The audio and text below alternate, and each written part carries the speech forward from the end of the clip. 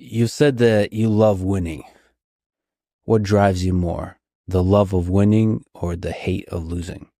Maybe equally, maybe both. I don't like losing, and I do like winning.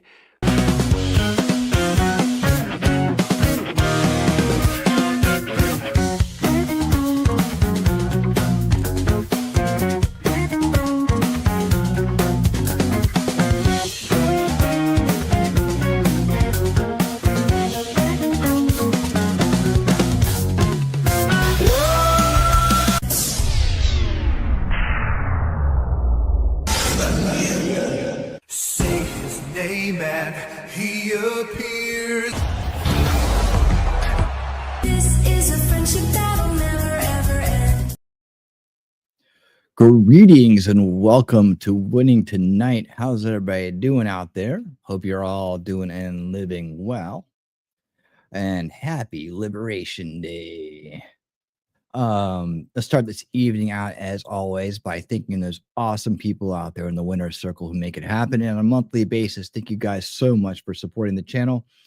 And special thanks to Shelly Wolfram and Ronnie Jams for supporting us over on the Rumble side. So happy you guys are with us this evening. We are broadcasting live tonight on YouTube, Rumble, and X, and away we go. All right, guys, it is that time. It is Liberation Day. You guys excited for it? Hell yeah. We are all set. Let me get back in here. All right. So we're gonna be watching the Liberation Day celebration tonight and doing some top news and updates as well. We're probably gonna do it in reverse order tonight, as we are in our celebration mode. But to start out this evening, I am gonna go ahead and give some news about Kid Rock. And Kid Rock was here last night talking about stuff and doing things. And he did something else kind of amazing. Hold on one second. He did something else kind of amazing recently. And it could have some big impacts. I don't know. Not really, but it's just kind of amazing and bridging the gap. He seems to be bridging the gap in a lot of ways. And I appreciate that him for doing that. Bob, look at old Bob. Good old Bob. But let me start by thanking and saying hello to all these awesome people out here who are my VIPs in the front row. Heidi, thank you so much for holding it down on the Rumble side. How you doing, Heidi? Good to see you. Good to see you. Good to see you. And we got Wolfram, my friend, in here dropping links. Thank you so much for that. And guys, remember when you're here to always listen to the Wolf. He wipes his paws, he loops in, and he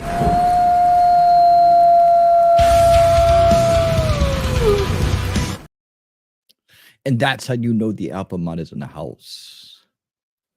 All right. We got MJ. Hey MJ, how you doing? Good to see you. I think you said hello to me way up here. Hey, how you doing? Welcome to the show. So happy that you've joined us. Hope your cat is doing well. And we got Shelly talking trash juice in the house. Our hostess with the mostest. There she is. Thank you so much for all you do. She's on all the platforms saying hello to people as she'll walk in the door. And guys, I appreciate each and every one of you. I got my wrecking crew here, man. Thank you guys so much for all that you do for the channel. I appreciate each and every one of you, as I always say, and I mean it every time. All right. We are in the house. You guys want to walk this one in a little bit? Let's walk it in. Speaking of celebrations, Val Kilmer. Oh man, I wouldn't celebrate that. As he what got me on that one. I don't want to celebrate people passing away, but that's I liked him in the Doors. He did a good Jim Morrison. What can I say? Well, that's I don't know how that happened, but you know, best wishes to his family. That's all I can say about that. That's all I can say. And it is Liberation Day. That means that we are being liberated from the unfair treatment we've gotten over the court, probably our entire lifetime when it comes in terms of fair trade. What is fair trade? Is it fair when another country gets charged us maximum tariffs and we just take it? You realize how much money we've lost and how many opportunities we don't get because of those tariffs coming from other countries. But then when we decide to make it fair, a lot of people have a problem with that. I mean, mostly uneducated people, and then some people that are gaming the system. They got a problem with that. But for us, it's a major win. And though we may see some adjustment periods, nobody lose hope and don't let anybody bring us down and try to divide us during this time, because they will take every opportunity to divide us. Believe me, that's all they know how to do. That's what nasty, ugly people do, right? They try to divide people, whether it be in your personal life, your immediate community, or your government, people in the government, companies, whoever it is that tries to divide. Just that's the mark of evil. The mark of evil. And they will try anything to sensationalize anything they can to spin it in a direction of division and false narrative. And we're going to look at a few items tonight as well that speak to that later in the show. But to get kicked off tonight, yeah, he was in Top Secret. We're talking about Val Kilmer right now. He was in I liked him in Real Genius. We never got a chance to watch that one. I wanted to watch that one. Maybe one day we'll watch it. Real Genius was an awesome movie.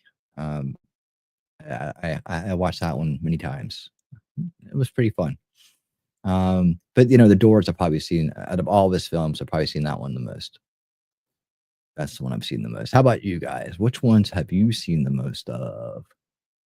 Val Kilmer films. Speaking of which, how about that? He was in Doc Holliday. Yeah, he was good in that too. He was the best. Well, no, he was in he was Doc Holliday. What show was that in? Was that I want to say Young Guns, but that's probably not true. That's the first thing that popped into my head. I thought he was a pretty good actor. I thought he was good. I don't know what his, if he was some kind of crazy cultist or whatever in Hollywood. I have no idea. Was it Tombstone? Yeah, Tombstone. Tombstone, it is. All right, got some smart people out here, as always, the smartest crowd in the scene and anywhere for that matter. The most based.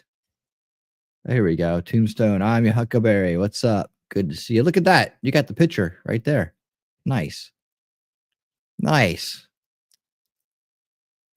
So rest in peace, Val Kilmer. We appreciated you for your fine acting abilities and the good roles that you did play. So we'll be like that, man. That's the way to be. That's the way to be. How we doing over there on the Rumble side tonight? We're looking good. Everybody's piling in here. Remember, the guys, really counting on you to hit the thumbs up button on the Rumble side, anywhere you're at.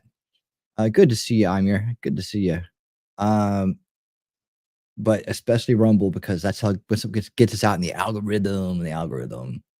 And that's the way that side works more than any. Engagement on the YouTube side is many different things. But your thumbs up, it just shows that you're based and you're really cool and you are supporting the channel. I appreciate it. Unbased people will stop by and they'll do their unbased button. That's for them, not for you guys, because you guys are the base crowd. All right. It is Wednesday, and usually I do Unveiling Reality on Wednesdays when there's something to do. But tonight we're moving the Thursday winning tonight to the Wednesday spot, because it is Liberation Day, as the thumbnail says. And we need to celebrate along with this, because as we're going to see tonight, a lot of good things are going to happen. And like I said, we may see some adjustment period. I don't know what that's going to spell and what it's going to look like, but it just needs to happen. It should have happened a long time ago. In fact, the unfair treatment of our country should have never been allowed. But as we've been talking about, and as been a topic this week, is this idea of managed decline, right? And that we've been victimized by this, and that there are many other countries in the world being victimized by this. And the mindset is that the corrupt individuals who weasel their way into power over the course of a lifetime, when we had no resistance to them, have had this understanding, and that they have operated in a way that well, screw these people, they're done for anyways, or the system's broken anyways, or this other country's going to take over, so let's get on their good side. It's all about their own self-interest and not what's best for the country. And that's what we've been dealing with When we pull back the veil, we see the truth, right? And the truth is that a bunch of very demoralized, corrupt, elitist-minded individuals have been bleeding us dry, right? And that's the pain that we've been feeling. A lot of us couldn't have put our finger on it for a long time, right? Some of us go as far as to believe in, that there's more to it than what it is, and that there's more than what's right in front of our face. In fact, what's right in front of our face that's doing this is all we need to know. That is what we need to resist and overcome. That's what we need to remove the enablement for. And that's what Liberation Day is doing. It's starting to remove the enablement of the abuse that we've been subject to our entire lives. Right now, there's a lot of mind control victims out there that are going to tell you something different, right? And they're going to go with the establishment narrative that's been baked and programmed into their minds, their unfortunate minds, as reality. And we all know that that is not reality based truth. That is not the true nature of reality. That they are living behind a veil of perception that was intentionally made to keep them enslaved, their minds enslaved, to use them as cannon fodder, to activate them to do stupid things and ruin their life, to be injected into the system, right? Meanwhile, the people who are responsible for it sit on top of the hill, benefiting from it and building their wealth on a generational basis on the backs of our labor, right? Liberation Day is about turning that around. It's more than just tariffs. It's an attitude that we're going to liberate ourselves from corruption in all ways, shapes, and forms. That this is the step into that world, and we must fight and fight and fight and never give up and never surrender the ground that we've gained. And we must continue to push forward against this, because we have a chance right now, the first chance in our lifetime, to actually do something about this, to actually change things for the better on a generational level. And we need to take that opportunity and never squander it. And like I said, we still have to fight the machine. The machine is still very much there. It is still very much turning and turning and turning. And it's very much corrupting and demoralizing more and more people every day. And we still have to come together, stick together, hang together, and keep pushing forward to liberate ourselves from not only just unfair treatment in terms of trade, but also just abuse in general, the abuse of the media, the mainstream media, the establishment media, the abuse of critical theory education, right? In all its forms, be it gender, race, whatever nasty little divisive Marxist idea that they're propagating mindlessly. We must fight and resist it on all levels, liberate ourselves, liberate our kids, have a future of prosperity, true honesty, true liberty, true integrity. This is what it's about. These are the steps, the early steps of a real, true counter-revolution to this revolution that has this Marxist revolution that is trying to steal our freedom and liberty and inalienable rights and our property and everything that makes our country great and gives us the most freedom in the world. We can never, ever give up. We can never, ever surrender. That's what Liberation Day is about. And I'm glad you guys are here to celebrate with us tonight. There's Tammy Bogart. How you doing? Good to see you. I'm glad you guys are here tonight. Anybody else slip in? No, there's T-Rex Trucking, and more. And more tonight is Liberation. Hello. Good. Hope you are having a beautiful, lovely, fantastic, wonderful day. Thank you, buddy. Thank you so much. Oh, look at that. $5 super chat from Talking Trash Trees. No clip needed. Just a Kickstarter. I appreciate the Kickstarter. I appreciate that. Things on my front are, they're still trucking along, man. But the every contribution that people make really, really makes a difference right now. So I appreciate it, especially you guys who are contributing on a monthly basis, but also you guys who super chat at the shows. Believe me, I don't take those for granted, and I appreciate each and every one of you, as I do every view and every like you give me, that all the time that you spend with me. I can't tell you how much it means to me, and that's from the heart. That's not some bullshit streamer talk.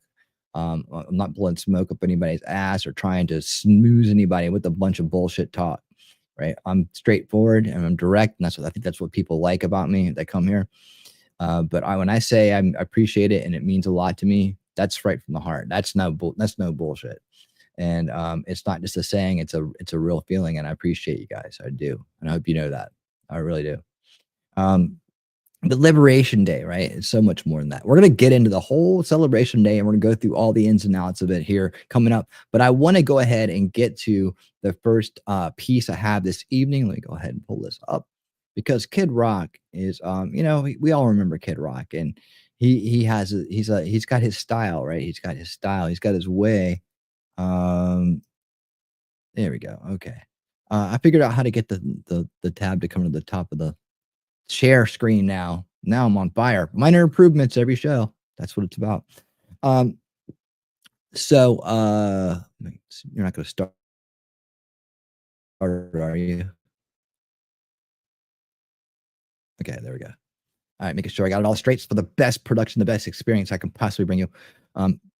But Kid Rock is doing a lot of cool stuff, and the more you get to know this guy as a person and not just a musician or an artist or someone who made it big in music, and I think the more we get to know him, the more we get to understand why so many people like to hang out with him. It's like people like Trump and others like to hang out with him and appreciate him for who he is, all glitz and glamour and style and music aside. That he really does care about America and that he really does have a really base take on things. And that's really cool. I appreciate him for that. And I admire and respect his effort and what he's done in his career. Absolutely. An ex-musician to a current musician, I understand what it takes to do what he does. And it's intense. And he's managed to keep hold of it over a long career. And so let's take a look at what he's done now, which is I think very, very cool. Check this out. If you haven't heard about this, you're going to be like, wow, this is pretty cool. Check it out. All right, joining us now with more on yesterday's White House. Well, dinner, music, meeting, Kid Rock. What a cool idea. How did you pull this off? How did you make that happen? And this is one of those moments I would have loved to have been a fly on that wall. Yeah, I heard that from a lot of people. They wanted to be flies on the wall. It started from me doing Bill's show and doing his podcast. Just a real quick. Let me just intro this real quick. What Kid Rock did was he got Bill Maher to go to the White House to meet Trump. Bill Maher has been a avid leftist for his entire career. And he said a lot of he's towed the line. And in a lot of uninformed ways said a lot of things. He's made a lot of assumptions and judgments, having never met the person. This goes to show you how strong mainstream media subversion is, right? It even gets to the celebrities. So while some people are less open to forgiving or to seeing and admiring someone who overcomes this condition that so many people are afflicted by. I tend to be on the other side of that a little bit. I tend to want to and respect and reward and patiently wait for and applaud people who make adjustments and overcome their challenges in life. And one of the biggest challenges people can overcome these days is the mainstream media mind control. And I think that we believe that they all meet in some kind of secret room and all know what they're doing. But you can kind of tell sometimes when people are just really out of the information loop, like their minds are they're so busy, or it's not in their personality type to do research. Where you're more of an entertainer, you don't do as much research. We see a lot of this in entertainment. I think a lot of these people don't even realize what they're part of. They're useful idiots in so many ways. I think Bill Maher's been a useful idiot for a long time. He can have his moments. He can be funny. But at the same time, when he gets information, he believes what he's hearing to be true, coming from very bad sources. As so many people do. So Kid Rock arranged for him to go to the White House to meet Trump, and they evidently had a really good time. Let's let Kid Rock take it from here. Last year and again this year. And they actually have things in common. Him and Trump, as hard as they've been on each other, and Bill's been more than a little unkind to the president over the years. And I've kind of friendly with them both, and I said, man, what if you could sit down and meet them and break bread? That's one thing I've found in life is, nothing gets solved and this country's so divided. I'm like, what if we could just have some laughs, talk about some things we agree on, and maybe just try to set an example for the reasonable people of this country that, it's okay to disagree on things, and, we can talk a little smack about each other, but at the end of the day, we're all on the same team. Well, we're on the same team. We live in the greatest country on earth, fair enough. But he's been a hard, harsh critic of President Trump. So you asked the president about it, and what was his first reaction? He called me a couple times. He's like, Bob, what the hell have you got me into? I'm like, That's and, funny. I talked to I said, Mr. President, I've talked to Bill. It was very nerve-wracking for me leading up to it, because I'm like, what if this goes terrible and things go sideways? It ruins a lot of my credibility with someone I consider a dear friend, the president. But my heart was totally 100% pure going into this, just trying to do the right thing. And Bill totally got it. Bill's like, Bob, I'm not going to sabotage something that could potentially bring us and maybe this country closer together. I was like, Mr. President, he totally gets it. And these guys, my mind was blown. That's all I can say. It's just how well they got along. We talked about things we had in common. The president, gave us a great tour of the White House again, even the private residence. It was just, and then he even called me later that night. Me and Dana went out after to, smoke a cigar and just catch up. And it must have been closer to midnight. The president called me, and he thought it went great. So did I. I go, that was incredible. So I don't know. Bring us all in that room, though. I mean, you talked about things that maybe they did agree on. I would assume borders, wokeism, things like that. Was there any disagreement at any point? What was Maher's reaction walking in there? My understanding is this was his first time, and he's donated a fortune to Democrats. He never got invited by any Democrat to the White House. Let that sink in for a second. You'd think that he'd be in with all these guys, right? Oh, we got to have Bill Maher here. None of the people, none of the establishment criminals that he supported over the years even bothered to invite him to the White House. You think about some of the people they've had to the White House: Obama, Biden. They've had drag queens and trannies and all kinds of different kinds of people. Obama had all kinds of celebrities that were up his ass go there. The Will Smiths and the other celebrity Hollywood establishment useful idiots. He had them all. He had all kinds of people go there, and they never once invited Bill Maher there. And as a talking head for the establishment for so many years, for keeping people subdued into that mindset through his comedy and through his takes, right? People would think, wow, well, Bill Maher's really smart, right? He talks like he's really smart. But honestly, as Tim Pool and other people have pointed out, he's been way behind on some stuff. He didn't even know when Tim Walz was running. Someone who had gone in there, I forget who it was, but they talked about the tampons in bathrooms for boys' bathrooms.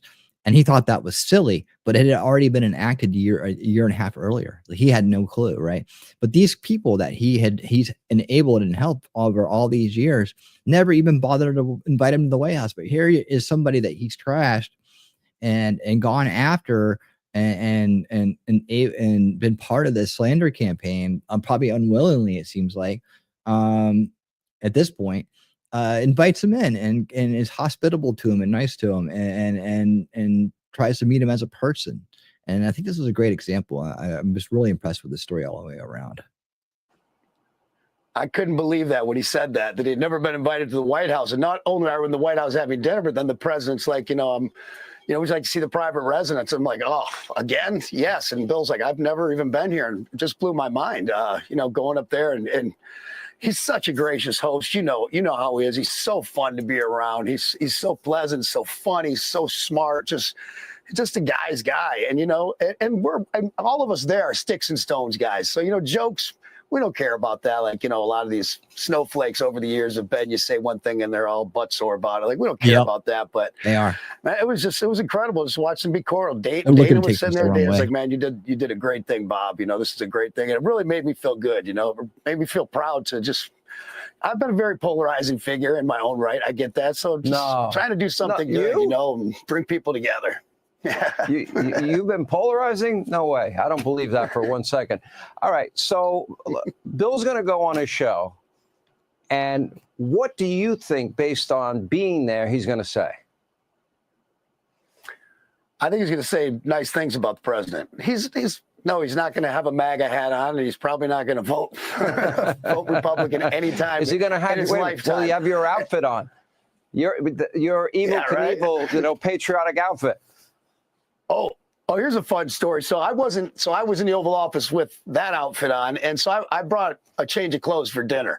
That thing was very hot, so I was changing clothes. But Dana told me, he goes, Bobby missed it when Bill Maher walked into the Oval Office. He said he looked pretty nervous, this, that, and the other. And the president said something to him real nice, and Bill's like, "I need a drink," and the president's like, "Get him a drink. What do you want?" He said, "I want a margarita." And the president had his people grab a margarita. Thank you, Tammy. I grabbed a beer, and hope you feel better. Time. All right, so we'll go back to my question, though, and I interrupted you. He goes on his show. Is he going to say, "I really like this guy. We had a really good conversation. We had a meeting of the minds. Were there any points that they disagreed?" What is he going to say? I believe he is going to go on his show and say nice things. I think he's going to say that we still don't agree politically. It really freaks out Bill when people are talking about a third term, this, that, and the other. He brought that up, and the president, they talked about it a little bit. That was something I would consider private. I feel uncomfortable sharing that. If the president wanted to, he could, but we basically stuck to things that we agreed on, and they both have extremely deep knowledge of American history. Both very smart guys, and very reasonable people, even though they've had this pretty harsh relationship. It was a cool. I'm like, if they can do it, maybe that family member you have with that you disagree with, that's divided you politically, or that someone is social standing with a neighbor or somebody, maybe you can go back and be like, "Hey man, let's have dinner and talk about what we do have in common." Well, I think it's a great thing that you did on every level. What was maybe a moment that stood out, something that you feel free to share, where maybe like Maher's reaction or something? I mean, you said he was nervous when he came in. He had the drink that hopefully settled him down a little bit. I'm not sure if he's allowed to smoke weed in the White House. I know he talks a lot about that, although some people have, according to reports. But in all seriousness, was there a moment where you saw a connection that you didn't expect?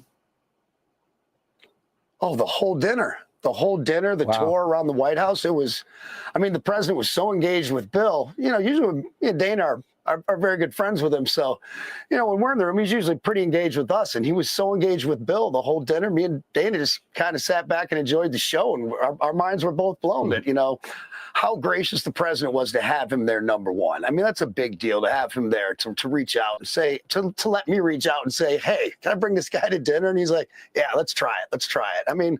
And he was just engaged with him the whole time. There was nothing negative. And Bill was really funny too. He loosened up. He was great. He had some funny jokes.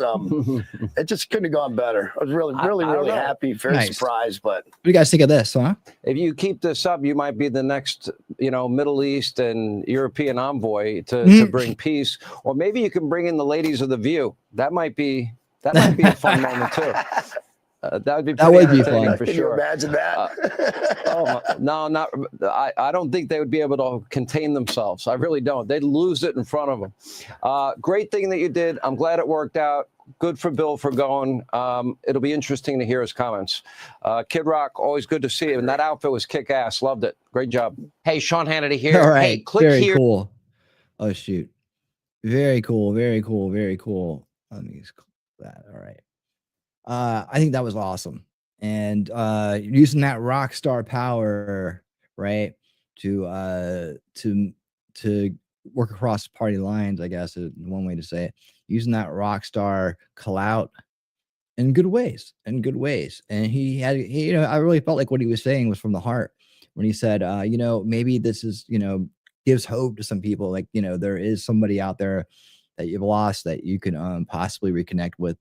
Over politics. I realize there's a giant mind control machine going on, and we're talking about celebrity and president, but as above, so below. And I think that what he did was really cool, I'm looking forward to hearing what Bill Maher has to say as a response. So I hope he doesn't let us down, But I would like to see him come out there and we'll see how this visit, how this meeting, how this breaking of bread together impacts the way that he approaches things going forward.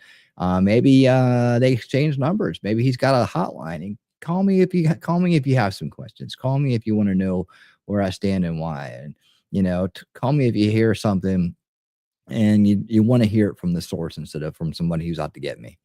That's the one thing I notice a lot of people that are under this mind control thing known as the establishment narrative, um, that they suffer from, right? And they're usually very intrigued and very involved in rumor mill slander campaigns in their own lives. They're very okay with that. They believe that that is the way the world works.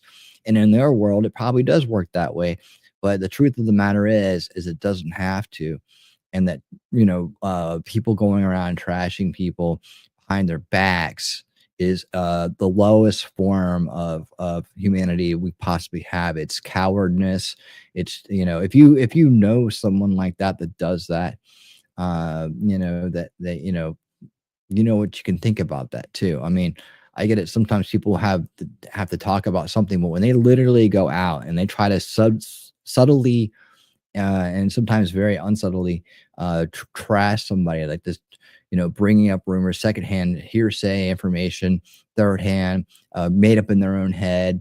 I've unfortunately known way too many people like that in my life, and I'm sure that some of the people that are very TDS in my life that I've left behind now have no doubt did that to me on some levels. And that's fine, because that's when you find out who your real friends are. And you don't need toxic people in your life, because if they stab you in the back today, they'll stab you in the back tomorrow. And that's their own problem. That's their cross to bear, if you will. If you know people like that, just remember that it's their problem, not yours. You didn't do anything wrong. And that, you never know who else is egging that on, right? Who's participating in it? That means that's everybody pulling their mask down and showing their true colors. And there, that's an unfortunate side effect of demoralization, and the demoralization and abuse cycle of abuse that we've experienced throughout our lives. And it's been ingrained in our culture now because we haven't had a way to combat it or even understand it to this point. Right. So now we're on the other side of that. A lot of us are, and we can blaze a new future together that doesn't involve that kind of stuff. I mean, where frank conversations are okay, right? And as long as they're coming across honest and they're done in the spirit of working things out, that's fine, right? But there's literally people out there that will intentionally read into everything that you say to try to spin it in order to hurt you, and they are the worst people that are out there. And there's other people that will just make shit up in their head and go out and tell other people and just try to pull you down, break you down, hurt you. For what? I don't know. I mean, somehow they get some cheap thrill out of it, or they think that it's going to benefit them, and that's the way the world is. Maybe that's how they've been treated. I have no idea, but there is people that specialize in this form of slander, and it's not the way it should be. It's not the way it should be. And unfortunately, the demoralization over the course of our lifetimes, there's a lot of people out there like that. They'll age out. Let's make a better future for our kids and then their kids and their kids. That's what we can do. That's what we can do, because living well is the best revenge. And that's what we do. All right. So back to Liberation Day. And part of it is, this is part about Liberation Day in a sense that we're liberating ourselves from those people too, right? By coming together, by finding streams like this and finding environments and people like this, it is liberating, right? When you leave the toxic communities behind, it's liberating. It's like a weight off your shoulders, where you know that you can be safe in a place. And I hate to use the word because it's been misused. It's been used the other way around. Unsafe spaces called safe spaces and blah. I don't believe that, right? I'm just talking about where you can just be yourself and not worry about someone trying to run a slander campaign on you or stab you in the back, because those people don't last long around here. I'll tell you that. I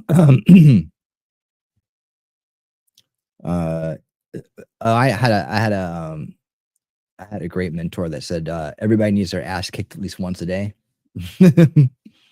So that's a take on that. But he was a great man. He was a great man, and that was something that stuck with me because we all probably need to have our ass kicked at least once a day, keep us straight. Let's see. Yeah, they do project a lot. They do project a lot, and that sucks. And misery does love company, and that sucks too. They get high. It's like they get high off of it. You know, I don't know what it is about feeling like you're part of something that you're not really part of, because when you're in an environment like that, everybody's after you too, and you just don't realize it. And whoever you're benefiting is probably the person that's most after you, right? I've seen it in online communities here. I've seen it in channels here. I've seen it in things like that, where that everything is about that person, and they're usually the person that's after everybody, and they do it in subtle ways by making comments, by making suggestions, by making assumptions, by spreading hearsay and gossip. That's the kind of thing that I'm talking about. So anyways, we don't have to worry about that here. We just have to know about it, and we move on to celebrate Liberation Day as we liberate ourselves from that and all kinds of other abuses in our lives. We celebrate. So let's get into this now. We got a nice little ride here, and we're gonna watch this it's called Make America Wealthy Again event, but it's Liberation Day event, and with starring President Trump. And if you didn't get to see it because it was on during a lot of times when people get to work, I'd invite you to watch it with me. The benefit is you got a great group of people here to watch it with, and also you get to watch it at winning speed. So there you go. But we're going to celebrate Liberation Day, and we're going to get into the nuts and bolts of what's going on with these tariffs in this great celebration that happened at the White House today. Bring it up there so you know I'm not just kidding. And we'll just kind of let it roll on in as a talk. We moving? Yeah. So it'll begin shortly. And so they held this at the White House today. Was this the garden event? I don't know where they were. Let me see. Oh, that's a long wait. Let's get all the way up here. All right. 9 minutes of wait time. I could cover it. I could do it. But yeah, here we go. And hopefully they don't play. Hopefully it doesn't come out to YMCA. All right. 10 minutes of wait time. Gentlemen, the President of the United States. All right.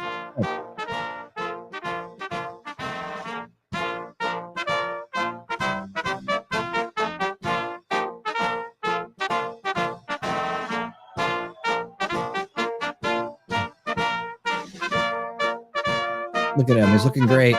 He's got some hats to hand out. Rose Garden. That's what I thought. Rose Garden. Cool.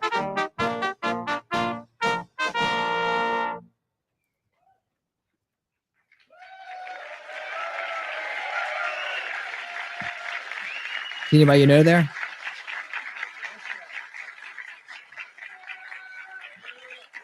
Thank you very much. Looks like he's got some everyday Thank people you. in there. Nice crowd. What a good-looking group of people. Well, we have some very, very good news today, and a lot of good things are happening for our country. Please sit down. My fellow Americans, this is Liberation Day, waiting for a long time. April 2nd, 2025 will forever be remembered as the day American industry was reborn, the day America's destiny was reclaimed, and the day that we began to make America wealthy again. Yeah. Going to make it wealthy, good and wealthy. Go. For decades, our country has been looted, pillaged, raped, and plundered by nations near and far, both friend and foe alike.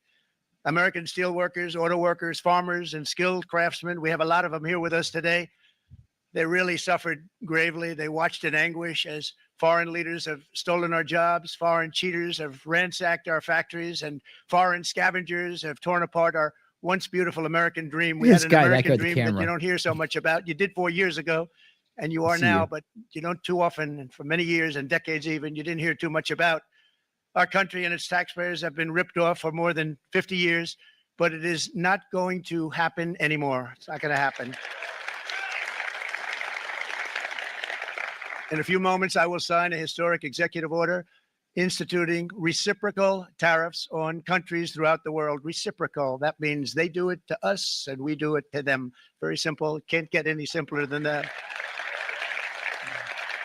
This is one of the most important days, in my opinion, in American history. It's our declaration of economic independence For years, hardworking American citizens were forced to sit on the sidelines as other nations got rich and powerful, much of it at our expense. But now it's our turn to prosper, and in so doing, use trillions and trillions of dollars to reduce our taxes and pay down our national debt, and it'll all happen very quickly. With today's action, we are finally going to be able to make America great again, greater than ever before. Nice. Let's go. Jobs and factories will come roaring back into our country, and you see it happening already. We will supercharge our domestic industrial base. We will pry open foreign markets and break down foreign trade barriers. And ultimately, more production at home will mean stronger competition and lower prices for consumers. This will be indeed the golden age of America. It's coming back. We're going to come back very strongly. We're pleased to be joined on this momentous occasion by Vice President J.D. Vance. J.D., thank you. Thank you. Thank you very much. Where are you, J.D.? No, that wasn't too hard to find. I was looking, he likes to take a low-key attitude, so usually we sit right in front. He's gaining a lot of confidence, Mike, isn't it? And nearly my entire cabinet is here, as well as Speaker Mike Johnson, who's done an amazing job. And with the great success we had last night in Florida, we have a majority of 7. And 7's like a lot when we had it at 1, right? You've done a fantastic job. And many of the members of the House and Senate are with us. Senators, congressmen, thank you all for being with us. We appreciate it.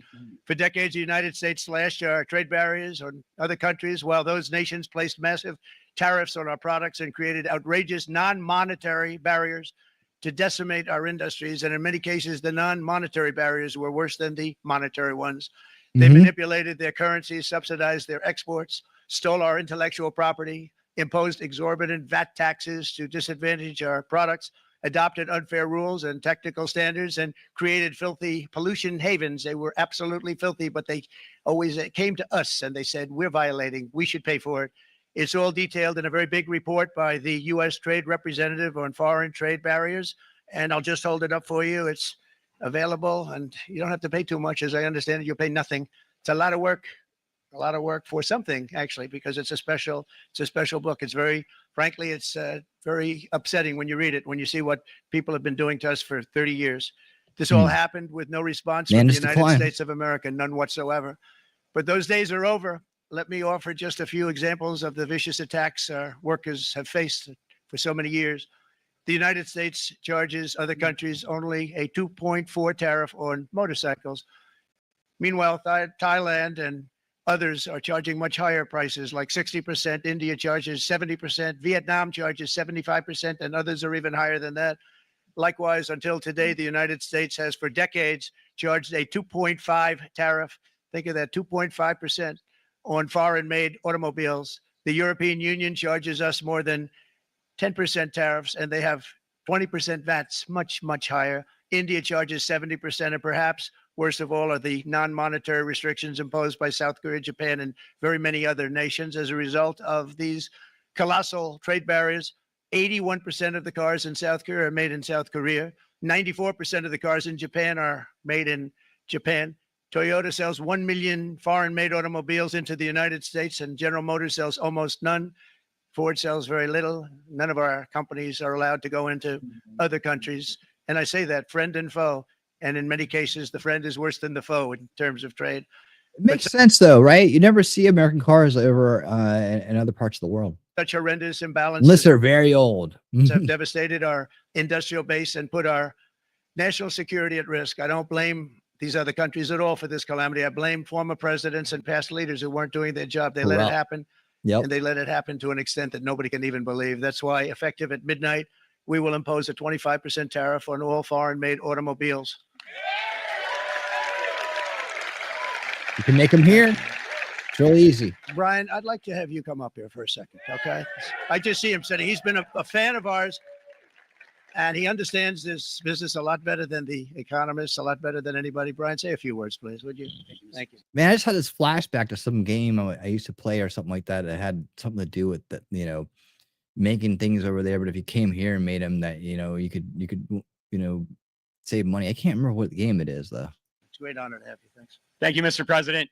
I grew up just north of Detroit, Michigan, in Macomb County, known as the home of the Reagan Democrats. my first vote for president was for Ronald Reagan. I thought that was going to be the best president I ever saw in my lifetime until Donald J. Trump came along. Hell yeah. I have watched my entire life. I have watched plant after plant after plant in Detroit and in the Metro Detroit area close. There are now plants sitting idle. There are now plants that are underutilized, and Donald Trump's policies are going to bring product back into those underutilized plants. There's going to be new investment. There's going to be new plants built, and the UAW members, and I brought 20 of them with me. They're sitting right over here. We support Donald Trump's policies on tariffs 100%. So, Mr. President, we can't thank you enough. And in 6 months or a year, we're going to begin to see the benefits. I can't wait to see what's happening 3 or 4 years down the road. Thank you, Mr. President. Nice. What a great guy. He got it right from the beginning. He got it before almost anybody else. This group over there, they got it too. And, you know, we won the state of Michigan. We won almost all of them. But we won Michigan by a lot, and I want to just thank you all. The auto workers were fantastic. The Teamsters were fantastic. Everyone was pretty good, I will tell you. Thank you very much. I appreciate it. You're going to be very happy very soon, and you probably see what's happening with all of the, not only car companies, but car companies in particular. You see it with all of the ones they're moving, they're announcing day in, day out. You're seeing it. Nobody's ever seen anything like that. With today's actions, we're also standing up for our great farmers and ranchers who are brutalized by nations all over the world. Brutalized. Yep. Canada, by the way, imposes a 250 to 300% tariff on many of our dairy products. They do the first can of milk. They do the first little carton of milk at a very low price, but after that it gets bad, and then it gets up to 275, 300%. So when they're figuring what's Canada charging, they say, oh, about 2%, 3%. But take a look at what happens down the road. When you look a little bit, it's not a pretty picture, and we don't like it, and it's not fair. It's not fair to our farmers. It's not fair to our country. And with countries like Canada, you know, we subsidize a lot of countries and keep them going and keep them in business. In the case of Mexico, it's 300. Yeah, so I'd like to hear from people in other countries how much American products cost, what kind of like prices they're seeing. $1 billion a year. In the case of Canada, it's close to $200 billion a year.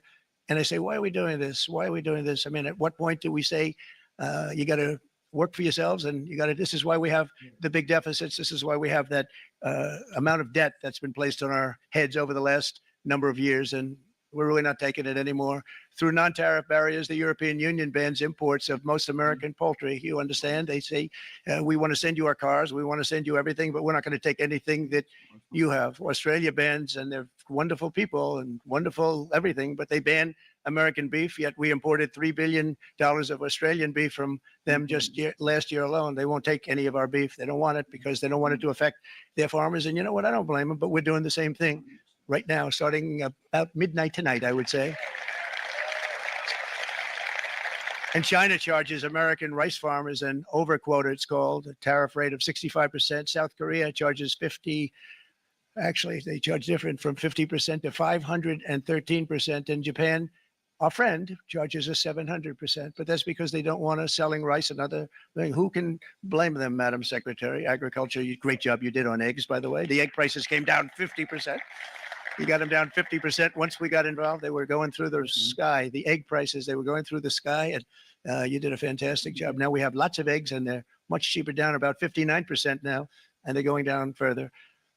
We charge 2.8% for so many things that other countries are charging 200%, 300%, and 400% for. If imposing tariffs and protective barriers made nations poor, then every country on earth would be racing to eliminate these policies, and China would be the first in line. They run a very strong country, but they're not first in line, and the American people are paying a very big price. From 1789 to 1913, we were a tariff-backed nation, and the United States was proportionately the wealthiest it has ever been. So wealthy, in fact, that in the 1880s, they established a commission to decide what they were going to do with the vast sums of money they were collecting. We were collecting so much money so fast, we didn't know what to do with it. Isn't that a nice problem to have? What do you think, Mark? Hi, Andy. How you doing? Welcome to the show. I would love that problem. But we don't have that problem anymore, but we're not going to have it very much longer, I will tell you. But they collected so much money, they actually formed a commission to determine what they were going to do with the money, who they were going to give it to, and how much.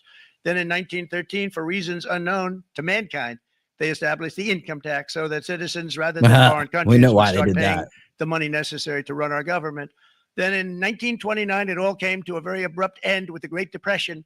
And it would have never happened if they had stayed with the tariff policy. It would have been a much different story. They tried to bring back tariffs to save our country, but it was gone. It was gone. It was too late. Nothing could have been done. It took years and years to get out of that depression, far longer than even FDR had that office right over there for a long period of time. The ramp system, that's rather intricate, was built because of him. And every time you walk up, you think of him, and he did a great job in many ways, but it lasted long beyond his terms, as you know.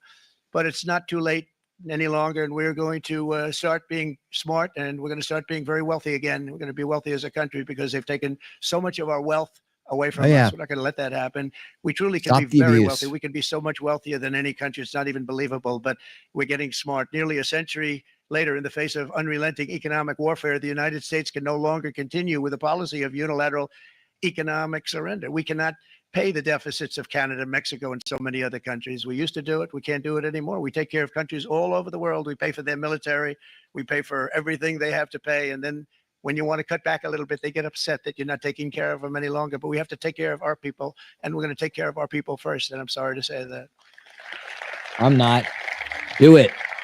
We're not. And today we're standing you up you for have the our American permission, worker, sir. and we are finally putting America first. Yes. In sleepy Joe Biden's last year in office, the United States hemorrhaged 100,000 manufacturing jobs, and the number was going through the roof at levels never seen before.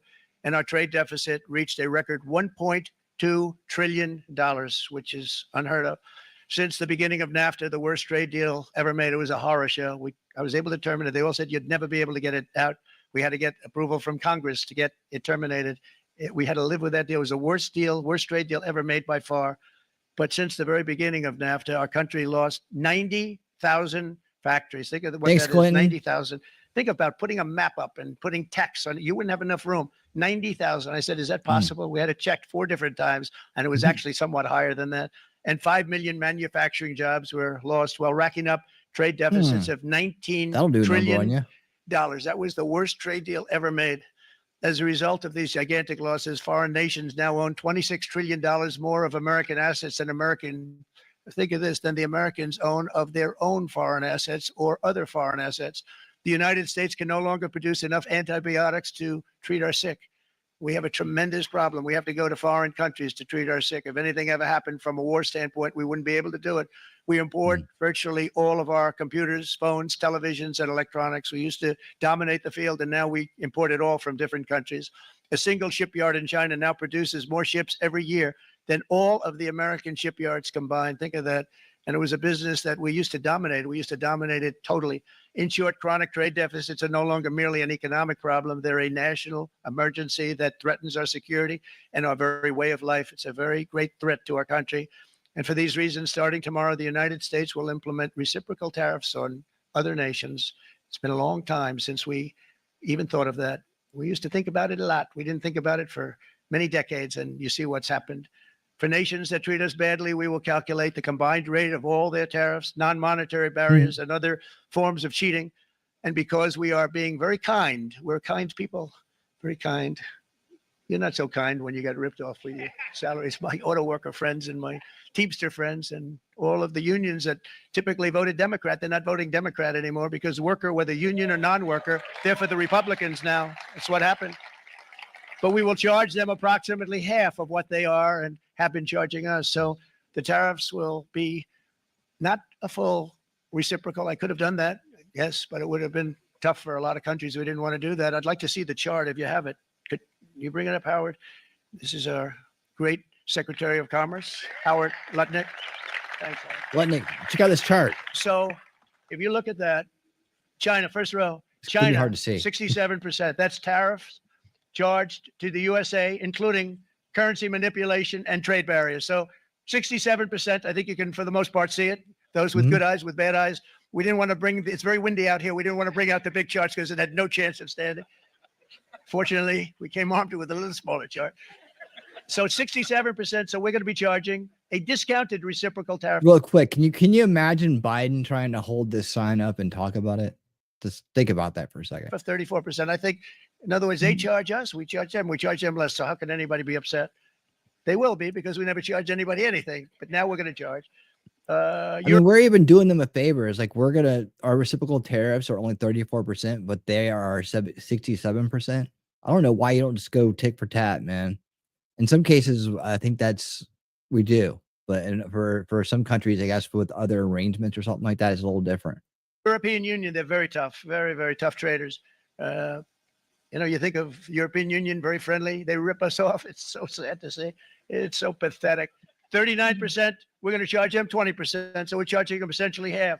Vietnam, great negotiators, great people. They like me, I like them. The problem is they charge us 90%. We're going to charge them 46% tariff. Taiwan, where they took all of our computer chips and semiconductors. We used to be the king, right? We were everything. We had all of it. Now we have almost none of it, except the biggest company is coming in. We're going to end up with almost 40%. Lee Zeldin's working to get their approvals. And it's an amazing company. Mr. Wei, of one of the great companies of the world, actually. They're coming in from Taiwan, and they're going to build one of the biggest plants in the world, maybe the biggest for that. But 64%, we're going to charge them 32%. Japan, very, very tough. Great people. And again, I don't blame the people for doing it. I think they're very smart in doing it. I blame the people that sat right in that Oval Office, right over there, right behind the Resolute desk or whichever desk they chose.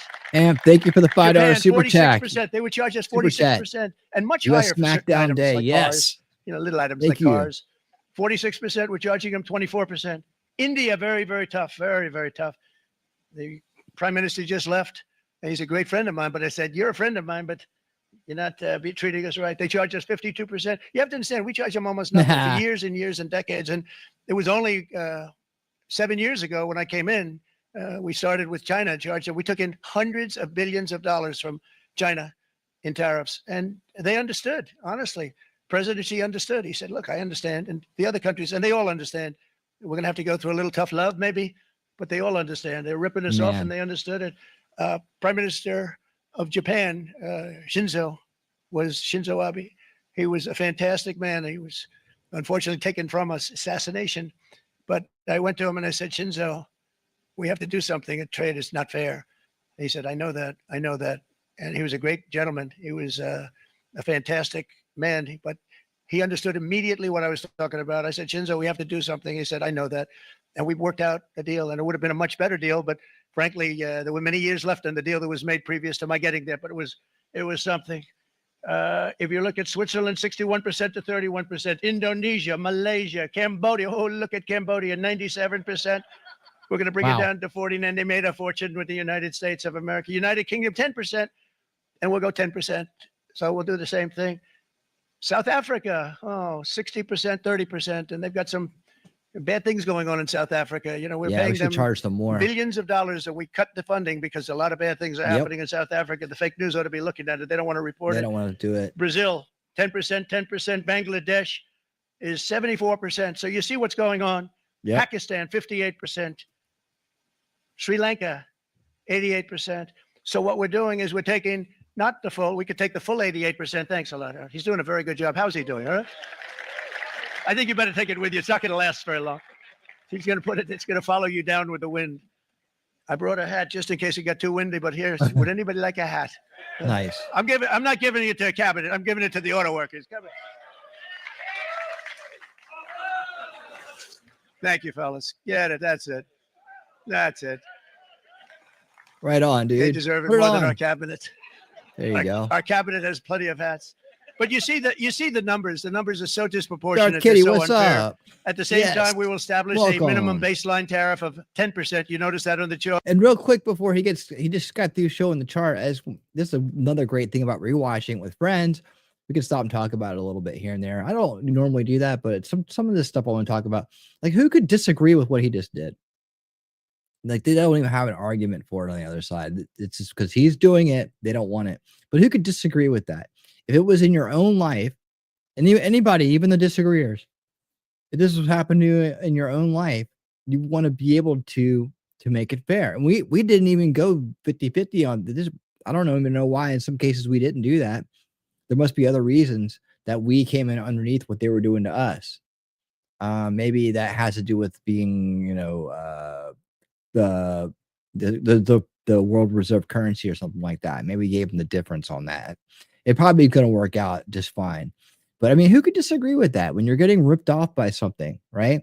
It's not like saying we don't want to trade with you anymore because you've been ripping us off.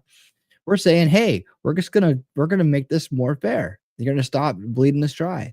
I mean, I think that's so reasonable. I can't understand anybody who doesn't want to get behind that. And 33, thank you so much for the $5 Australian super chat. President Trump, Oz loves you. Yes, Australia loves President Trump. I can tell all the based Australians love Trump, and we pray and hope that you get your Trump too. We are behind our awesome, very cool, awesome Australian friends, and we want the best for you. So I hope that works out, and I plan to one day.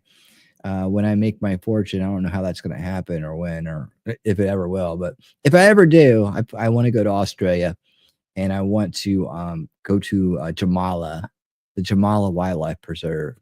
That's on my bucket list. That's a dream thing. I got to take my son with me though, because we've always talked about doing that together. But hopefully Oz will get rid of the feckless, flaccid fool of a prime minister. I hope so. And Shelly, thank you so much for the 5 gifted memberships. Who got those? We're taking just a quick break here to say, welcome to the winner's circle to Maddie, Tammy. I'm sorry, Judge Maddie, Tammy Bogard. 3 beers was for the Doberman, who I haven't seen in a minute. Cake or presents. And did I get everybody? Yeah, all those people. Welcome to the winner's circle. Thanks, Shelly, for the gifted membership. And here is a very cool clip to celebrate your arrival. You take the blue pill. You wake up in your bed and believe whatever you want to believe. You take the red pill, and I show you how deep the rabbit hole goes.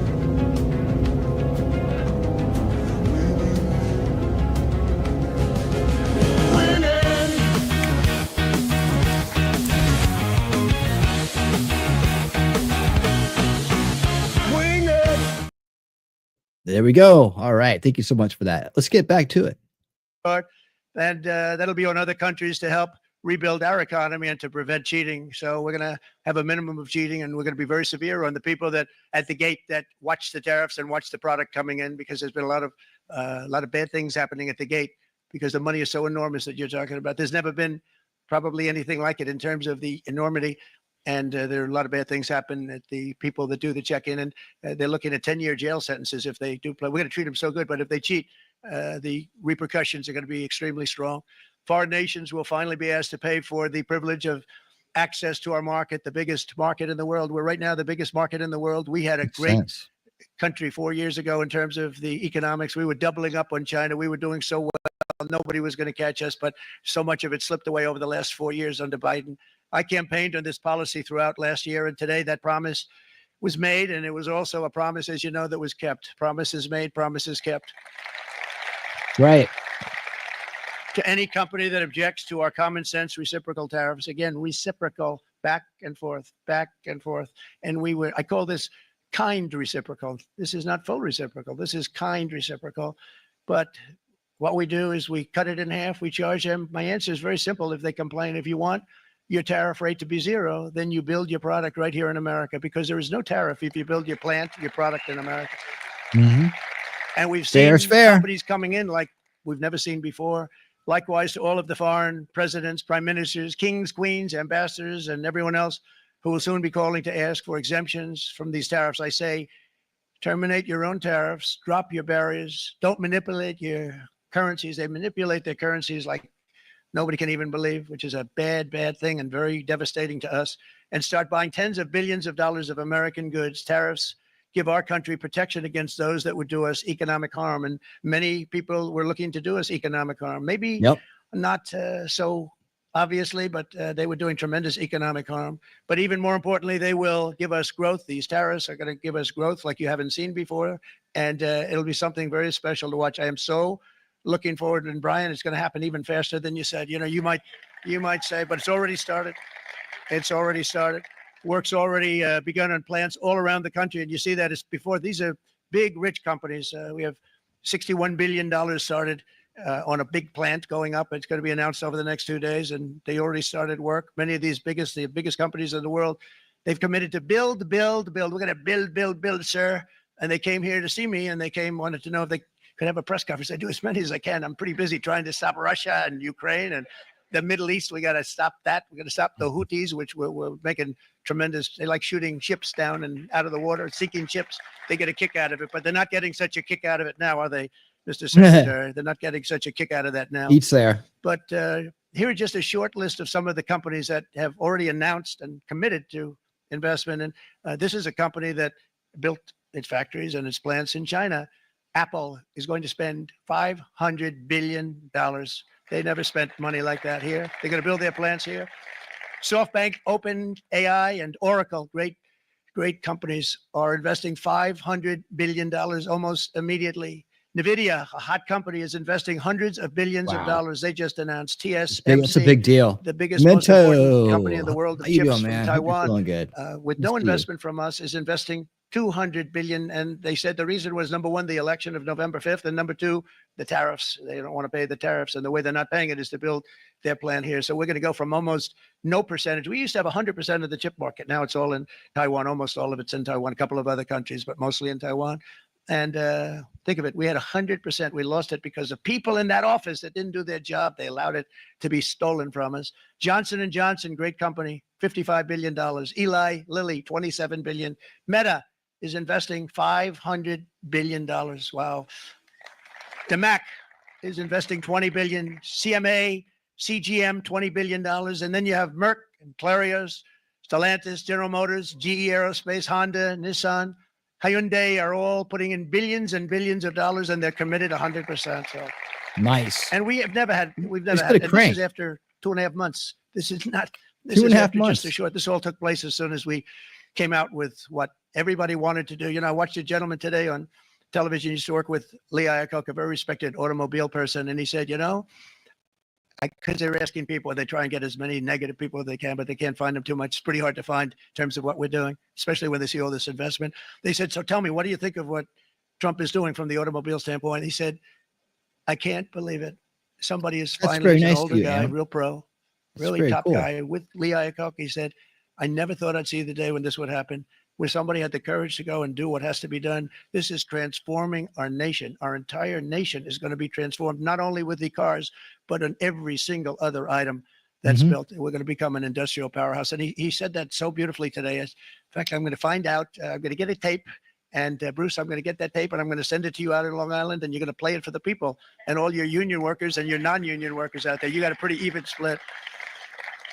But we have, so far, it looks like we're going to have about $6 trillion of investments. And you wouldn't do that in years in this country over the last number of years. $6 trillion. And that's going to be much higher by the end of the year.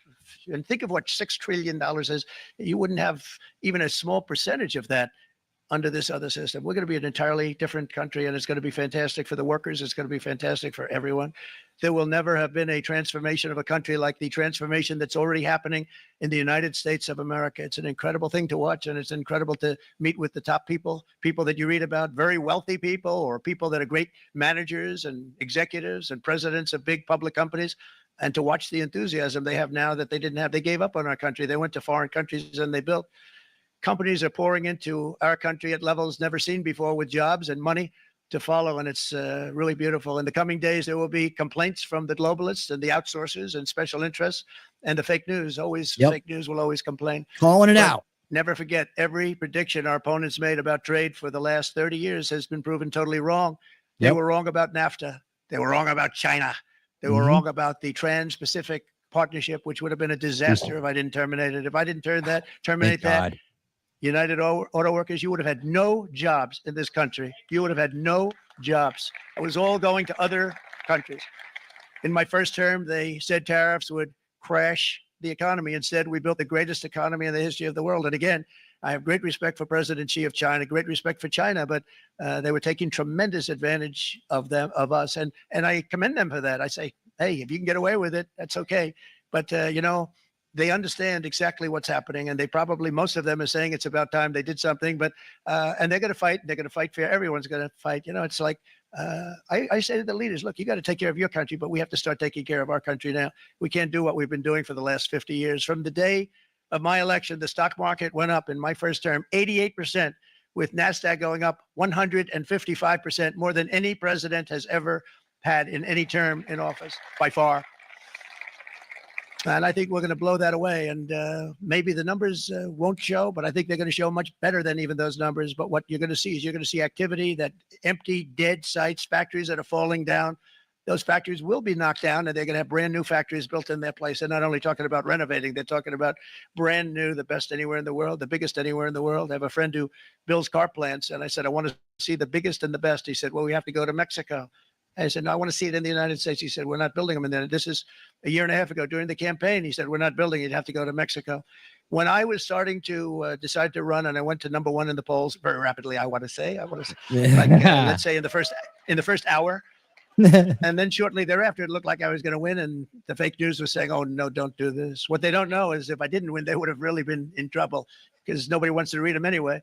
But I tell you what, when it looked like I was going to win, I announced that I was going to be doing exactly what we're talking about today. Great consistency, actually, because I've been talking about it for 40 years.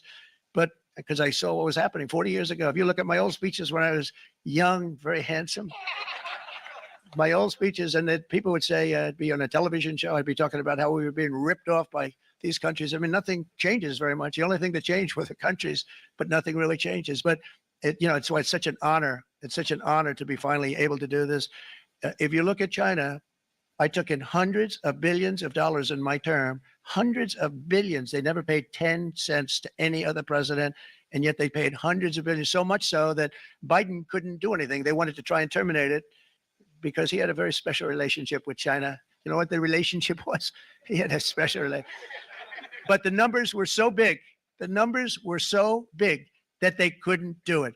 So they did ease it up. They did things that they shouldn't have done. They made it a lot more comfortable for them, but they couldn't do it because the numbers were hundreds of billions of dollars. And I did that.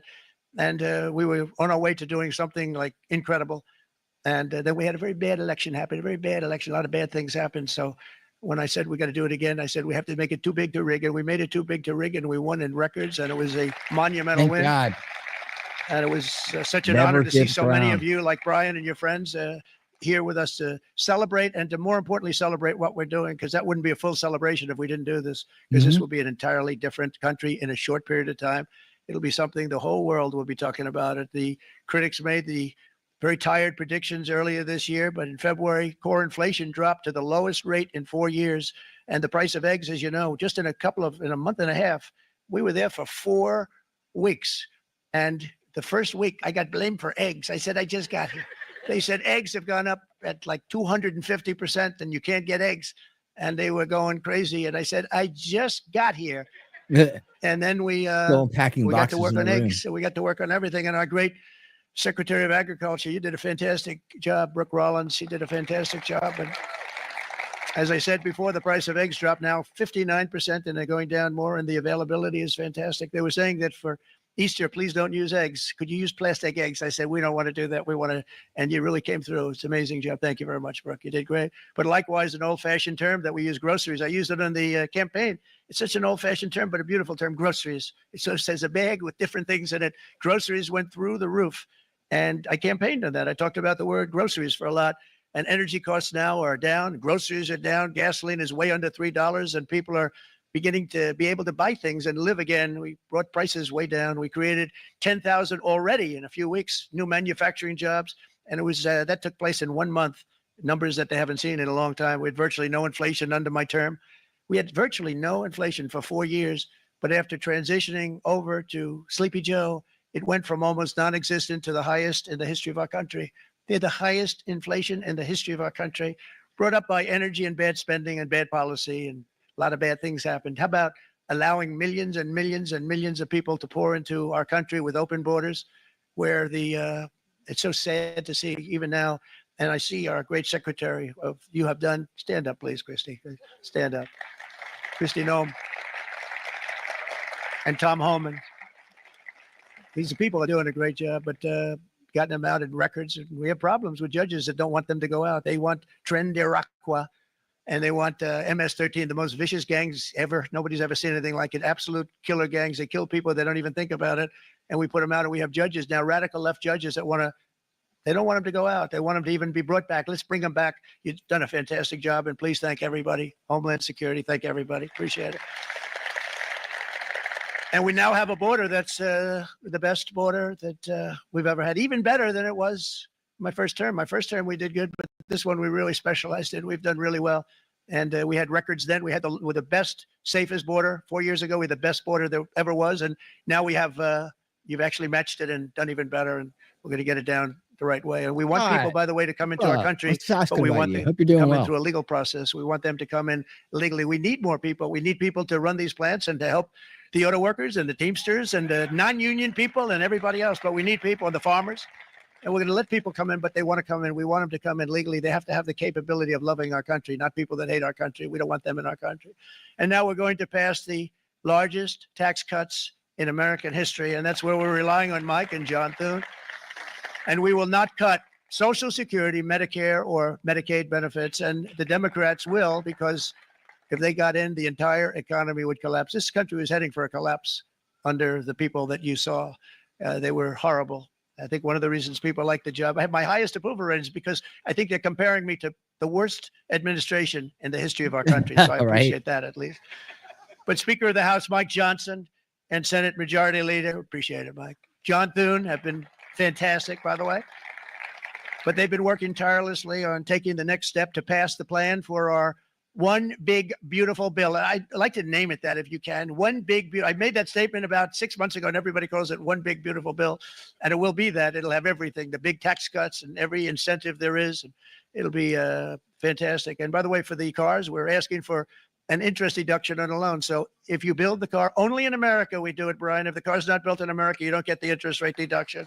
But if you build the car in America, if you buy a car, if it's built in America, then you get an interest rate deduction, tax deduction. And that's a big thing. That's going to be a big thing. I think that's going to pay for itself very quickly. That deduction never happened. We've never had anything like that before. Somebody said, where do you get the idea? Because it's so basic. You would think that would have happened a long time ago. It never did. And I'm very happy it didn't, because now I can say that was my idea. But we're going to get us closer to the debt extension. We have to get the debt extension passed. And I know you're going to be able to do that, Mike. And it's very important that you do that.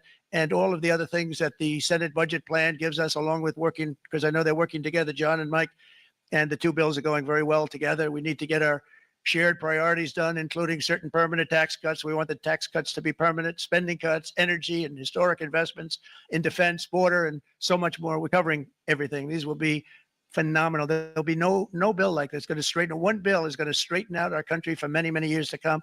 And we said, let's just do it and let's get it done. And some guys will love it and some guys will like it a little bit less because they're not getting what they were exactly looking for, but they're getting a lot. They'll never, if we get this done, it'll be the most incredible bill ever passed in the history of our Congress and Senate and congressmen, the senators and the congressmen, many of whom are here today, will be very proud of themselves. I really believe that it's going to set us on a whole new prosperous path.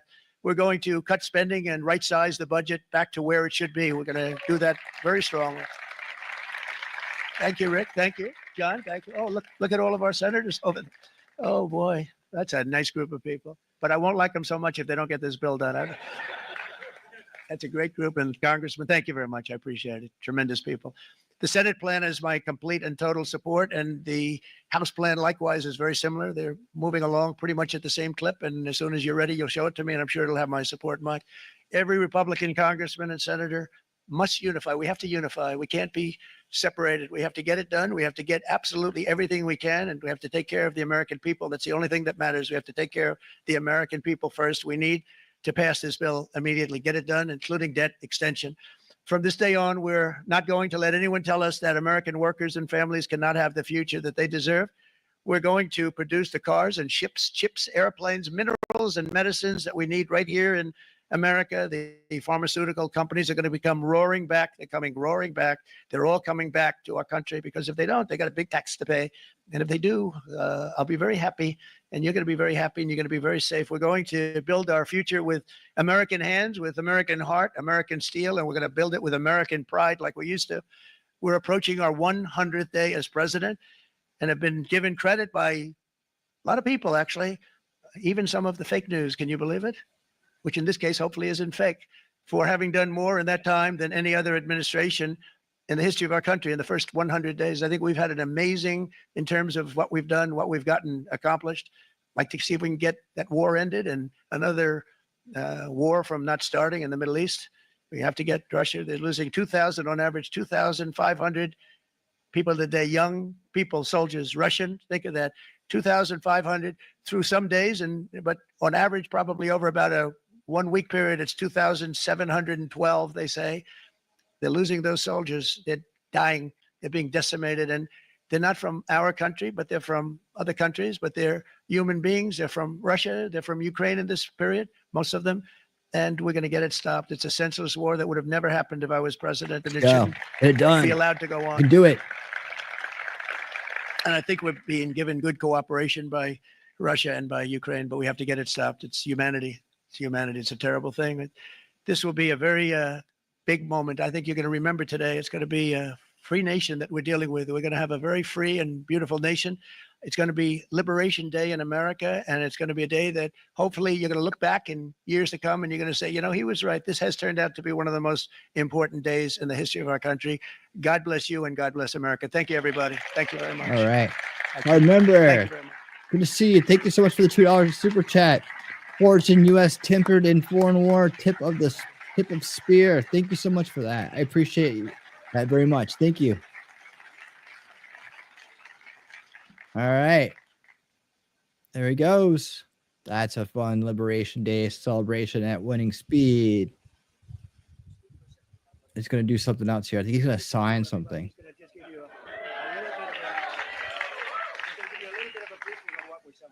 Good afternoon, y'all. We have two documents prepared for the president's signature today. One closes what's referred to as the de minimis loophole with respect to imports from the People's Republic of China. The other is the big one, is the reciprocal tariff executive order that the president just spoke about at length. This is obviously a huge deal, and it's been an honor to be a part of your team getting this ready for you. So. Thank you very much. Thanks, sir. All right. Can't really see him, but that's all right. Big stuff. Make it a 10.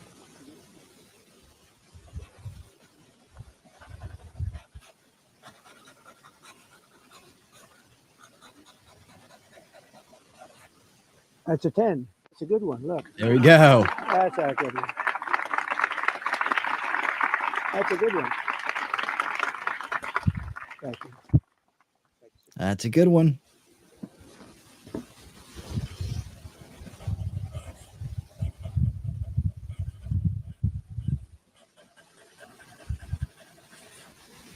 Okay, thank you very much. I'm going to hand out these pens, if I can. Come on over. Yeah. Thank you.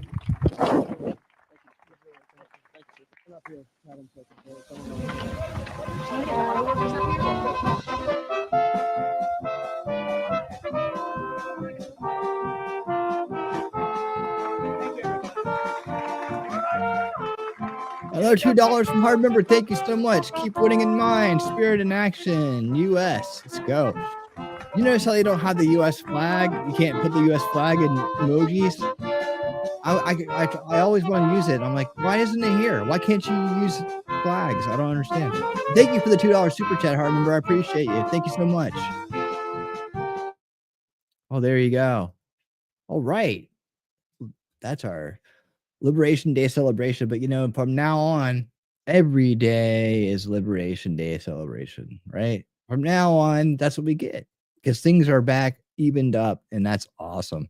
Stick around because I got more for you coming up. I got some things that you need to know, so make sure that you're here for it. Things we got to be ready for coming at us really fast. That's coming up right now. But I want to take a second and say I thought that was a really great ceremony. He was very clear about why he's doing what he's doing and why it needs to be done. And I can't really understand anybody who has a problem with that. Otherwise, they're just people that want to destroy the country, or they want to profit on the backs of our hard work, right? They want to game the system, rig the game, and they don't give a two cents about anybody else, right? They don't care about how it hurts and what it does to other people. And these are the worst people amongst us. They are the worst.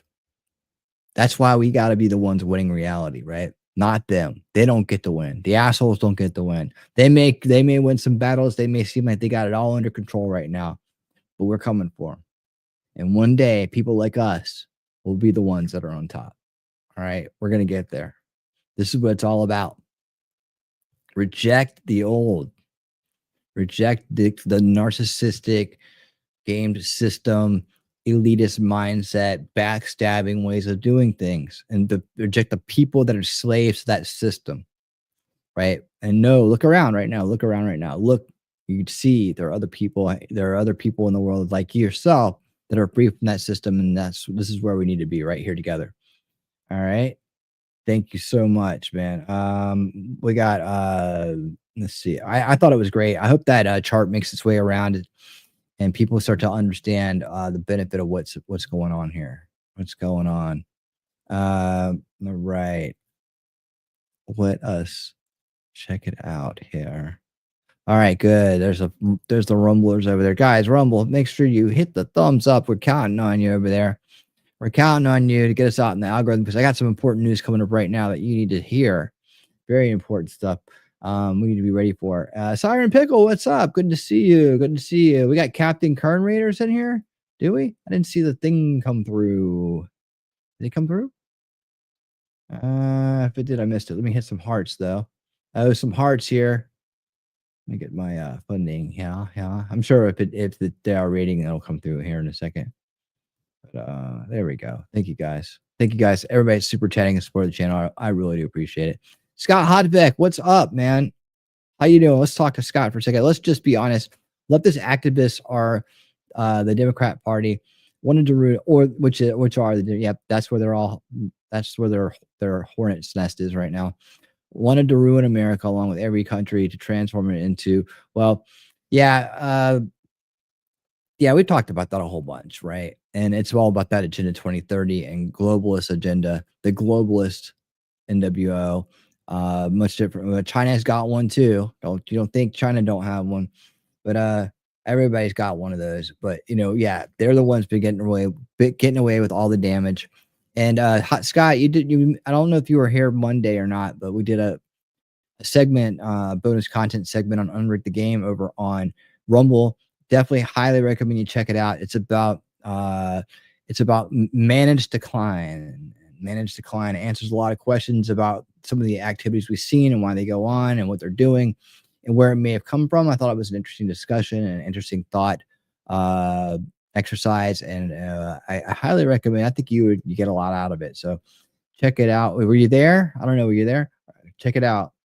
If you haven't already, but I think you'll dig what was going on there. It's the end of Unrig the Game. It's the bonus content section. So if you're not reading the book with us, you can just go till the book goes off the screen, and then you'll see what I'm talking about there. So I break all that down in the last third of the show, I guess. Last quarter, third, whatever. Probably third, right? All right. This is the last third of the show. So yeah, you'll dig that goes right along with what you're saying. And I brought some of that up tonight too. Having these unfair trading practices and just selling our country out, selling us out is part of that too. But we have a Trump and we have a Constitution, and we have managed to push back on that. We've managed to push back on that, and we're starting to undo the damage right now, and hopefully set up barriers and preventative measures so it doesn't happen again. But that's really going to be up to us, the people, to make sure that we keep the base anti-corrupt establishment people in charge, right? We have to show up at the polls. We have to support the people. We have to make sure that they have a working Congress and House, have a majority in those places to work with. And as long as we never let those dirty, nasty rhino neocons back in, we can take the fight to them, right? We have it. Other countries around the world, they're building up their resistance right now. They're building up their anti-establishment candidates. They're trying to build their grassroots. We need to help them and be inspirations for them, to show them, yes, it is possible, and we will be here for you when you do. And when you get your person in, we'll be behind them. I'd love to see the day where we are actually able to help promote a candidate in other countries and be part of that as well. And get excited to see the reformation of other places that deserve it, that's under fire and tyranny, and having a policy of managed decline right now, as well as other the post-nationalist the post-nationalist virus, right, coming out of the WF and the UN and the globalist agenda for certain. Yeah, no problem, Scott. Just check it out. Someone throw Scott a link for that. Just check it out when you get a second. It's only about what, I don't know, 30 minutes, maybe something like that. But if Captain Kern rated, I don't see him, but thank you if you did. I didn't see it come through. Let me see. Yeah, I didn't see it come through, but I must be on my end here. Yeah, I don't see where that came through. So maybe they're going to rate here in a minute, or maybe they just did it by word of mouth. But either way, thank you so much for the thought. I appreciate it. Do appreciate it. Now let's get back. Let's get into the more top news and updates. We got some things we need to talk about here. First is this. This is gonna hit you in the face really soon. All right. If you don't already know about this, hello. All right. If you don't already know about this, it's coming. It's gonna be a topic of conversation. They're gonna try to run smear campaigns behind it. They're gonna try to run divisive campaigns behind it. Count on it. It's coming. And I'm sure someone will blame climate change and someone will call it a weather weapon, or or UFOs, or deep underground 1,000-year. No, I'm just kidding. I don't want to go into that line here. But what I do want to show is here we go. That this is their next thing, right? This is the next thing that's going to happen. Let me pull it on up and let's just get straight into it. And we are back here for you on live now from Fox. Thanks again to all our viewers continuing to join us right now. Live look here at the White House as we get you ready for President Trump. Remarks coming at 4 p.m. Eastern. Of course, this will be highly in demand as we hear from him on tariffs, as today will be the day that they are implemented, and we will be keeping an eye on the White House. And if there are any remarks from lawmakers ahead of that, of course, we will bring that to you on Live Now from Fox. All right, everyone, Mike Pace here. I'll be with you for the next 4 hours as we bring you top stories, live feeds, and breaking news as they come in. And we do have a breaking news report here that we want to bring to you regarding Elon Musk. Politico is reporting that Elon is thinking about stepping back from his Doge efforts. We are learning from Politico reporting that the president remains pleased with Elon Musk and his Department of Government Efficiency initiative, but both men have decided in recent days that it will soon be time for Musk to return to his businesses and take on a supporting role, according to 3 President Trump insiders who were granted access to describe the evolving relationship. Musk's looming retreat comes as some Trump administration insiders and many outside allies have become frustrated with his unpredictability and increasingly view the billionaire as a political liability, a dynamic that was thrown into stark relief just yesterday when a conservative judge Musk vocally supported lost his bid for a Wisconsin Supreme Court seat by 10 points there. So again, let's get Politico saying this. We are going to be keeping an eye on this story for you, being first reported by Politico. And we should also let you know that on the news of this report, Tesla stock has rebounded by more than $25. Okay, so that's the initial thing, right? That's the initial thing right there. So, and it, so why? It may just be that they're running ahead of schedule, right? Let me show you this real quick. We're not going to do all of this, but this gives you a little bit more context, right? So, hold on. I think it does. Oh, wait, that's not it. That's not it. That's not it. Let me see if I can find it here.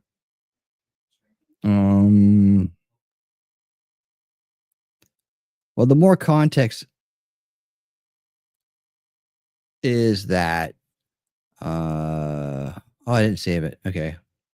Well, let me just talk about it then. The more context is that they're actually doing the work as they go, right? And they're making so much progress right now that what really they're going to do, I think, is that Elon will take more of a background role. He'll still be highly involved and supportive of what's going on, but he won't be out as much in front of it. And that's great. That's fine. So don't worry. There's no falling out, but that's the way they're going to play it. That's the way they're going to play it. It may have, I don't think that they're giving in to terrorists at all. I don't think that that's the case. And I don't think that anything is going to change with those people just because he steps back, because the initiative will still continue, right? But I don't think that okay. Well, I really, okay. I have the live panel here that usually shows it when it comes through. So that's all good. It's all good, man. It's all good. It's all good. So I will so I'll keep an eye on it.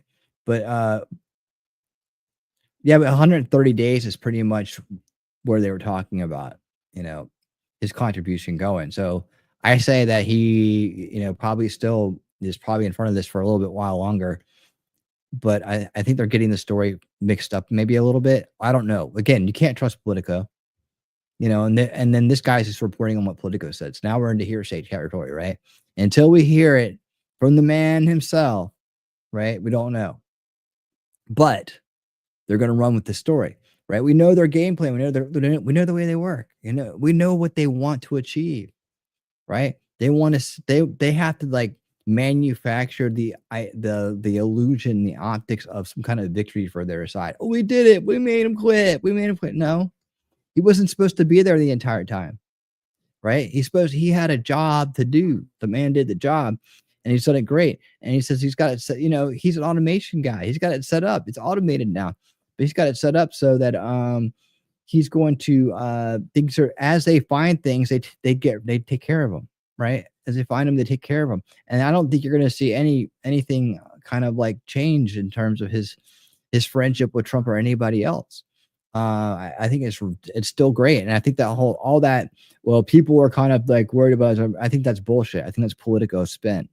I don't believe that for a second. Nobody can be upset with the great job he's doing in our side, right? The fact that he is uncovering all this fraud, waste, and abuse that's going on, and that he's coming back with names and receipts. Let me see if I can find this real quick. I added this late, right? But let me see. It should still be on here. I think we're done with that playlist for tonight. So let me just go ahead and do this. Right here. Yeah. This kind of goes along with what I'm saying here.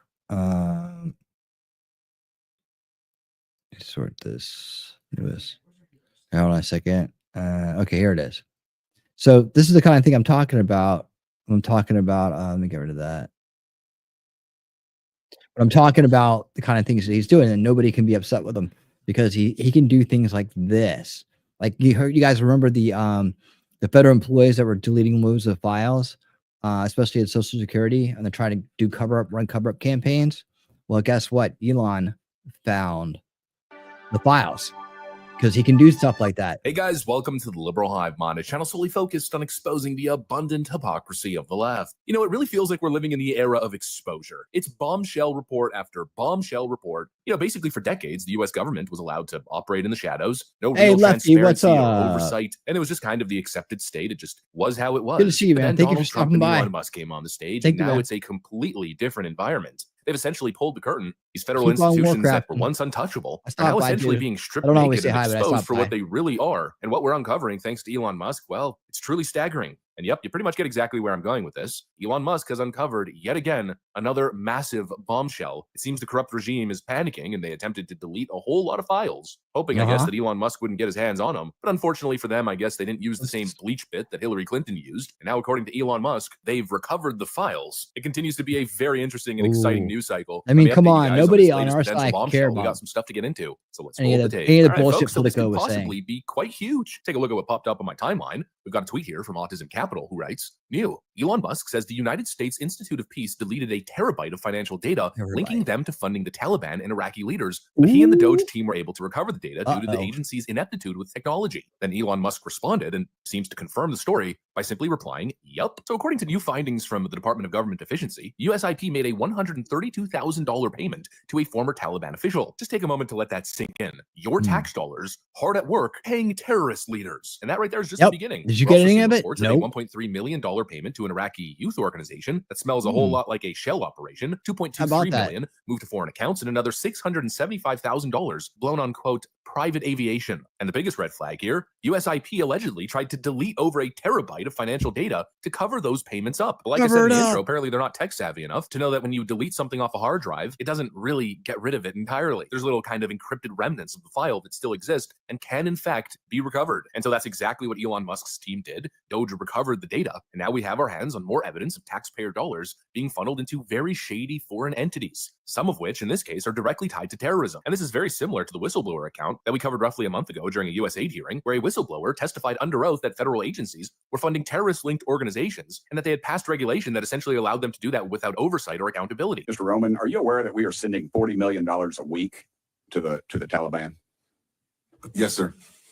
Can you name other instances of foreign aid going to terrorist organizations? We have assisted Al-Shabaab in Somalia. There's been instances of the Hamzi network in Sudan, Hamas, Islamic Jihad, Hezbollah, Kataiba Hezbollah, Hayat Tahrir al-Shams in Syria. Dozens of terror organizations have received indirect assistance from U.S. foreign aid. Let's use Gaza as our case study. $2.1 billion in American taxpayers' money to Gaza since October 7th when Hamas invaded Southern. See the box on the ground there?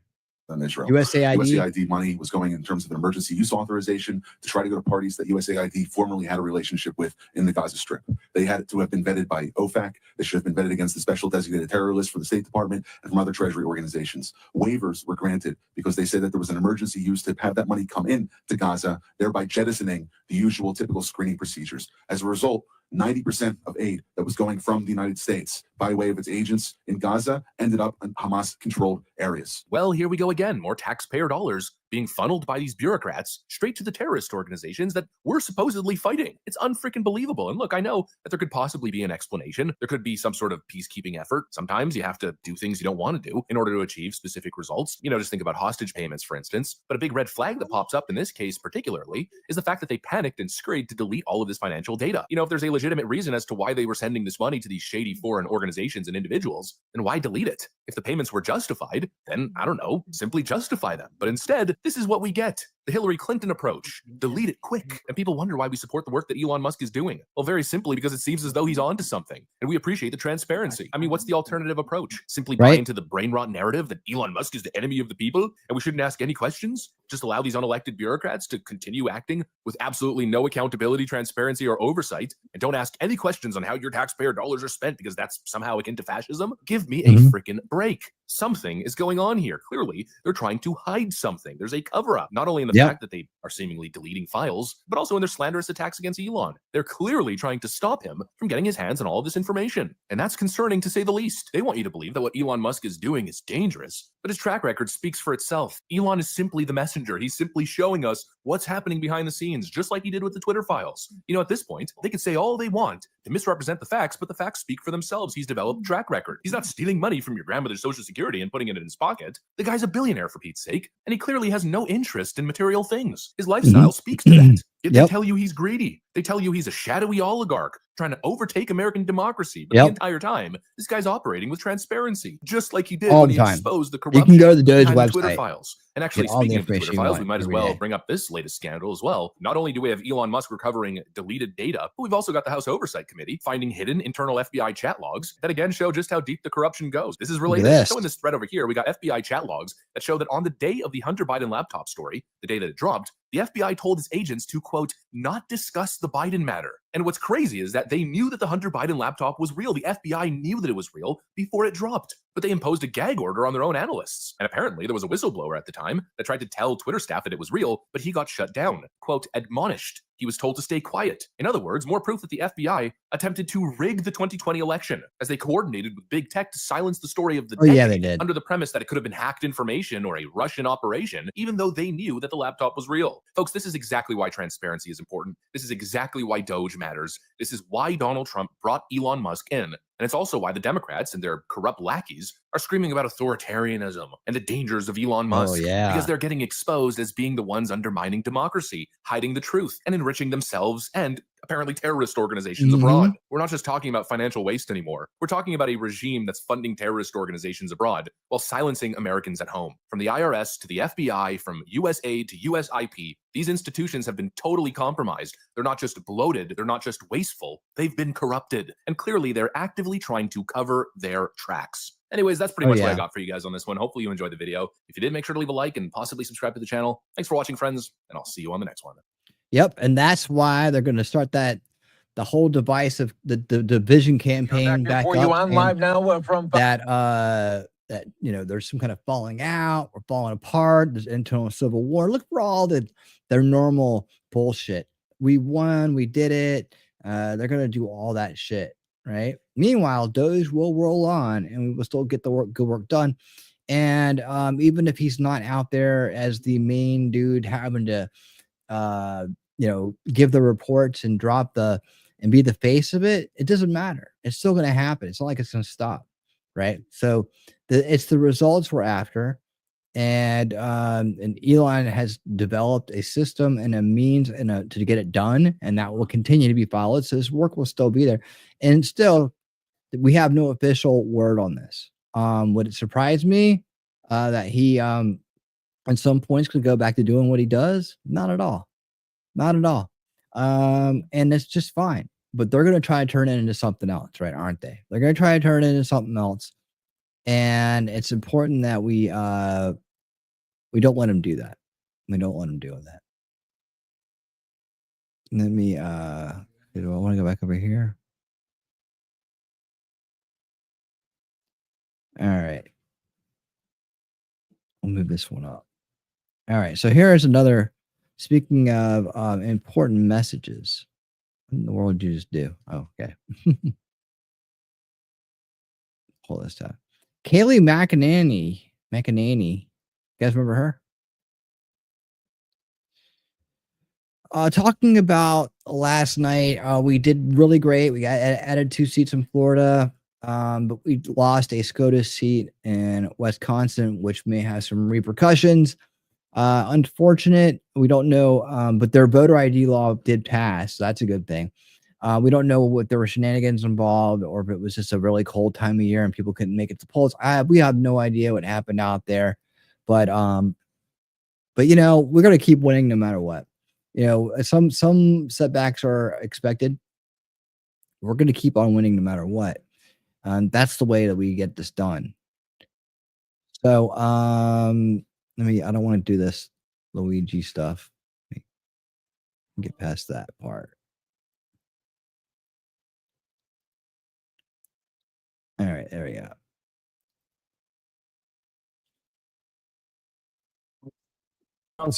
That Supreme Court race had a lot of money and also a lot of attention. Susan Crawford is the winner by 10 points in a state that Donald Trump won by less than a point just about 5 months ago. Liberals now have a leg up in the state Supreme Court in Wisconsin. George Soros spent money there. Elon Musk spent a lot of money. Yeah, and George Soros is still allowed to spend money there, huh? That's another thing we got to take care of. We got to take care of that dude and his organization. I'm thinking, like, hopefully with all the defunding of USAID, he'll start to fall behind. He'll start to get underwater, but he is crafty. He's got more than one oar in the water. Trust me on that. But don't let this discourage you. However, this is another one of those things that the establishment useful idiots will parrot and echo some kind of sentiment of turnaround, some kind of sentiment of bellwether, some kind of sentiment that they are somehow that people somehow regret having Trump as their president that voted for him and they didn't vote for Elon. That's the funniest thing to me is the people with the shirts that says we didn't vote for Elon. You didn't vote for Trump either, right? So they're trying to, they wear those shirts around like the people, they're saying the people that are behind Trump were like, we didn't ask for this. Bullshit. Everybody that voted for Trump asked for Elon. And he was at all the rallies. We all knew what was going on. So those people are dumb. And the person who made the shirt's even stupider. And so the people who believe that there are actually Trump supporters out there that somehow don't like what Elon's doing, you know, that that unicorn actually exists, they're probably the dumbest. Money there. And here is Crawford last night on winning. Wisconsinites fended off an unprecedented attack on our democracy. I never could have imagined that I'd be taking on the richest man in the world for justice in Wisconsin. And we not justice, injustice. won. So the results in Wisconsin. Yeah, I can't wait. I hope they go through those results and check to make sure that there weren't some shenanigans involved, because people like that rarely win without help. Are thus, and also the voter ID law will be enshrined in the state constitution. That won despite Crawford's victory there. That's down in Florida. whirlwind. You had big shifts in these districts, but Republicans won both of them. It's now 220 in the House to 213. Your take overall is what? Yeah, so Republicans would say this morning, a win is a win. We keep our balance of power in the House. That's what matters for the governing agenda of the president, despite the margins. Now, Wisconsin, when you look at this is a state that the last 3 presidential elections has been decided by less than 1 percentage point. And you have the judge there, who is, of course, no political affiliation, but leans more left, winning by 10 points. So Democrats are taking a huge victory lap on this one, but it may be a little nascent. And this may not be a bellwether, because when you look, Bill, 4 of the 5 last decisions that have been made on the court, in the Supreme Court in particular, 4 out of 5 of them, Democrats have won in 2023, 2020, 2019, and 2018. So despite whatever national trend is coming, you have seen the judges be like siphoned off in their own little wing of victories for Democrats. I think the big takeaway, though, Bill, is Republicans have to learn to win without President Trump on the ballot. He's a unique energizer for low propensity voters, for young people, for voters of color, for working class voters. But when he's not on the ballot, Republicans have energy problems. Democrats are angry, they're motivated, and anger is a very powerful emotion when it comes to voting. It is, especially in these special elections. It's really turning out the base that's most frustrated at the time, which is clearly Democrats here. But Kaylee, to your point of President. Yeah, we can't let that be the norm anymore. We can't let that be the norm anymore. We only vote when we're mad. We only vote when our back's against the wall. We'll only show up when the whole place is getting to burn down. You know, that's not going to win the war. That's going to lose the war. Because they'll always be able to manipulate the low information people out there, the people under their spell. We have more of a responsibility as those who are awake, aware, and resisting to show up to every time we need to, and in every way we need to. We always should be there for not only the cause but for each other. We have to be able to do that, or they will just continually go back and activate their base with anger and venom, and they will show up, and we will be going back and forth, never getting ahead and never stopping this thing. Like I said, we have a bigger responsibility, and when it comes to our country, once we get everything under control, we have to make sure that we keep it under control. We can't have another leftist puppet come in here and undo everything like Biden did from 2016. Granted, it was a blessing in disguise, but it should have taught us a lesson. And it should be a lesson that sticks with us and that we hand down in terms of our responsibility to make sure this thing does not ever go back when we don't cede any ground, right? And if we fall asleep and let that happen, that those people are going to pounce on every opportunity, counter their narratives, be active, show up when it counts, and help other people do the same. Right. I'm sure if some of those people understood that with 200,000 votes for this lady, right, that's going to, I guess, shift the balance of power in the Supreme Court in Wisconsin, which has a lot of influence over elections and seats and whatnot. It may have been something else. I mean, we shouldn't have to get angry to show up. We shouldn't have to be in a peril to show up. We should show up because it's our civic responsibility. Civic responsibility to protect this nation, our freedom, and our future, and that's what's going to make the difference. These people are always going to try to destroy it. Right? They're always going to be there. We are what holds back the dam, right? So we have to be able to show up. So here we go. President Trump not being on this ballot. It was interesting to me the last few weeks that all the ads running there against the conservative-leaning judge featured not President Trump, but Elon Musk. He is now the target the left feels is the most rich for them. Without question. And this is where it's a word of warning, an early word of warning to the administration.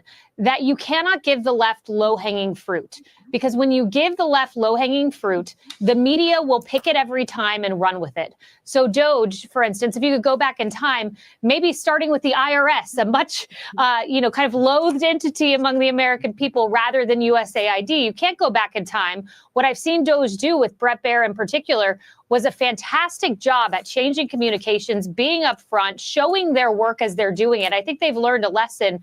But we can't give the left, Republicans cannot give the left low-hanging fruit. They will take it, they will run with it, and that's a word of warning on tariffs as well. So Musk is saying it's an open book, and check it out online every day. It's posted Get out right in front there. of it, Kaylee, man. nice to see you. See you at noon today on Outnumbered, all right? Thanks so much, Kaylee Bill. See you then. McEnany, thank you. I'm Steve Ducey. I'm All Brian right. Kilmeade. And I'm Ainsley Earhart. And click here to subscribe to the Fox News YouTube page to catch our hottest. Sorry, that guy's last name cracks me up. I'm Brian. Kill me. Okay, Brian, you're the boss. All right. Let's see. Okay. So yeah, that's the thing, right? So go find that tariff sheet that's out there, make a post about it, do something, counter the narratives. Little bits help. You may clarify something for somebody, you may open a mind. And just show up, man, really. That's the thing. So that's what we can learn about it. Look for those things that become flying at us as they try to say that these two incidences that have happened are, one is definite, one's just hearsay at this point, that they're coming at us they're going to come at us and try to act like they've somehow gained some ground. Remember, everything now, the propaganda, the campaigns, everything that is gearing towards the midterms, because the midterms, they could take the House and the Senate or the Senate and lame duck Trump out, right? We don't want that. We need him to have 4 solid years of alignment, and to get what we need done, right? And we need to have 4 more after that, and 4 more after that. Another equal, mindset, same agenda candidate as our next president, J.D. Vance or Vivek Ramaswamy or whatever. But we need to have this continue for a good generation in order to really reverse the damage. And that's going to be about 3 terms, right? It's going to be about 3 terms in the ways that we count generations now, right? The ways that it's about 3 terms, 8 until, 3 terms gets maybe 4, right? So 4 terms really, I think would be what we need to go for. And I think we can do it actually, back-to-back JDs, back-to-back Viveks, or whoever comes along in the meantime that maybe be right on par with them. That looks like a great candidate for us. That can be that leader, that tough leader, that will follow that agenda. And 1 generation will get us 4 terms will get us 1 generation, right? 16 years, about 16 years to get all the way from birth through college, right? That's about 1 generation of education, right, to turn this thing around, and actually prosperity, where people will be more, golden years, let's go. Yes, golden years, let's go. Let's make it happen. Let's never let it happen. Let's never give it up. Let's never give it up. Because the worst amongst us, the backstabbers, the shit talkers, the petty manipulators that are out there, well, that's what they want, right? That they want to be in control of reality, and we're not gonna lose to a bunch of losers. We're gonna be winning reality, right? This is an idea that's for all of us, not just the name of this channel. It's something that we all need to be living every day, because every day is a fight for reality. All right, let's go. All right, let's bring in one of the most based lawyers in the scene to run over some good news here. And that has the Democrats furious. Another reason they're going to try to activate people.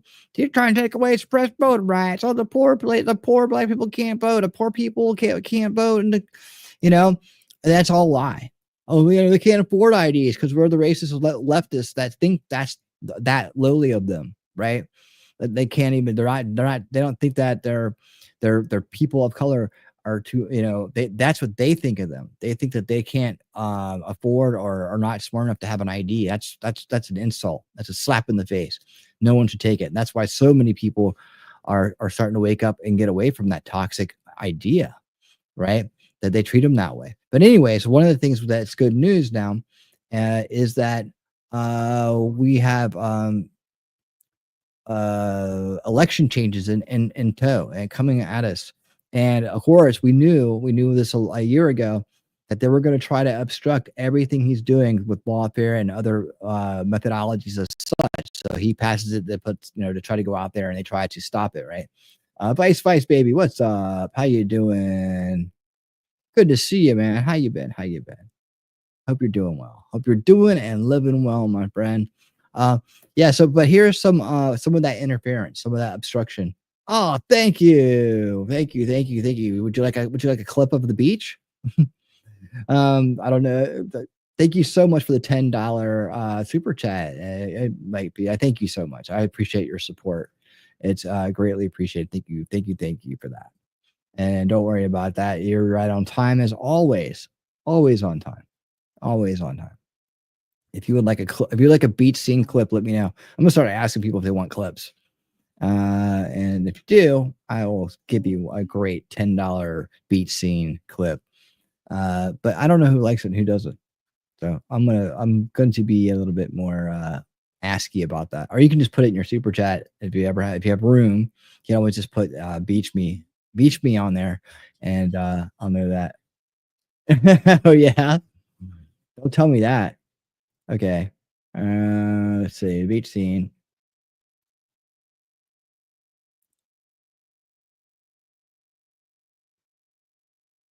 Where are we at on the 10, 15, 20, 20? Okay, we can get you up that $20 level.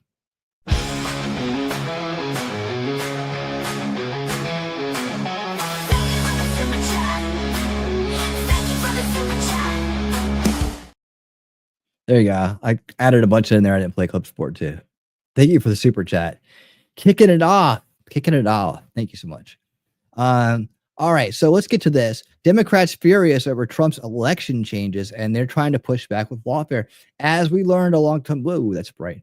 As we learned a long time ago from J. Michael Waller in the Tucker Carlson interview, this was their plan. If Trump got in, they're going to try to make him run through mud and try to obstruct everything he did and try to make him as lame duck as possible, saying he didn't get anything done. And they're going to come back. They think they're going to come back in with some lame candidate and take it back, right? Nope. These election changes are going to help us secure our elections for the future. Something to be excited about. But let's bring the great Robert Gouveia and to explain this to us. Let's go. Stop the State Department, stop Homeland, stop DOJ, stop Social Security, and more. Oh, look who it is. Mark Elias, the Elias Law Group. And if Justice Roberts wants to cut this off, he should act now. Do it! Because this is going to get worse, not better. Especially people with disabilities. Are you going to do anything to stop what's happening? You probably deserved it. I deserved it? I deserved it.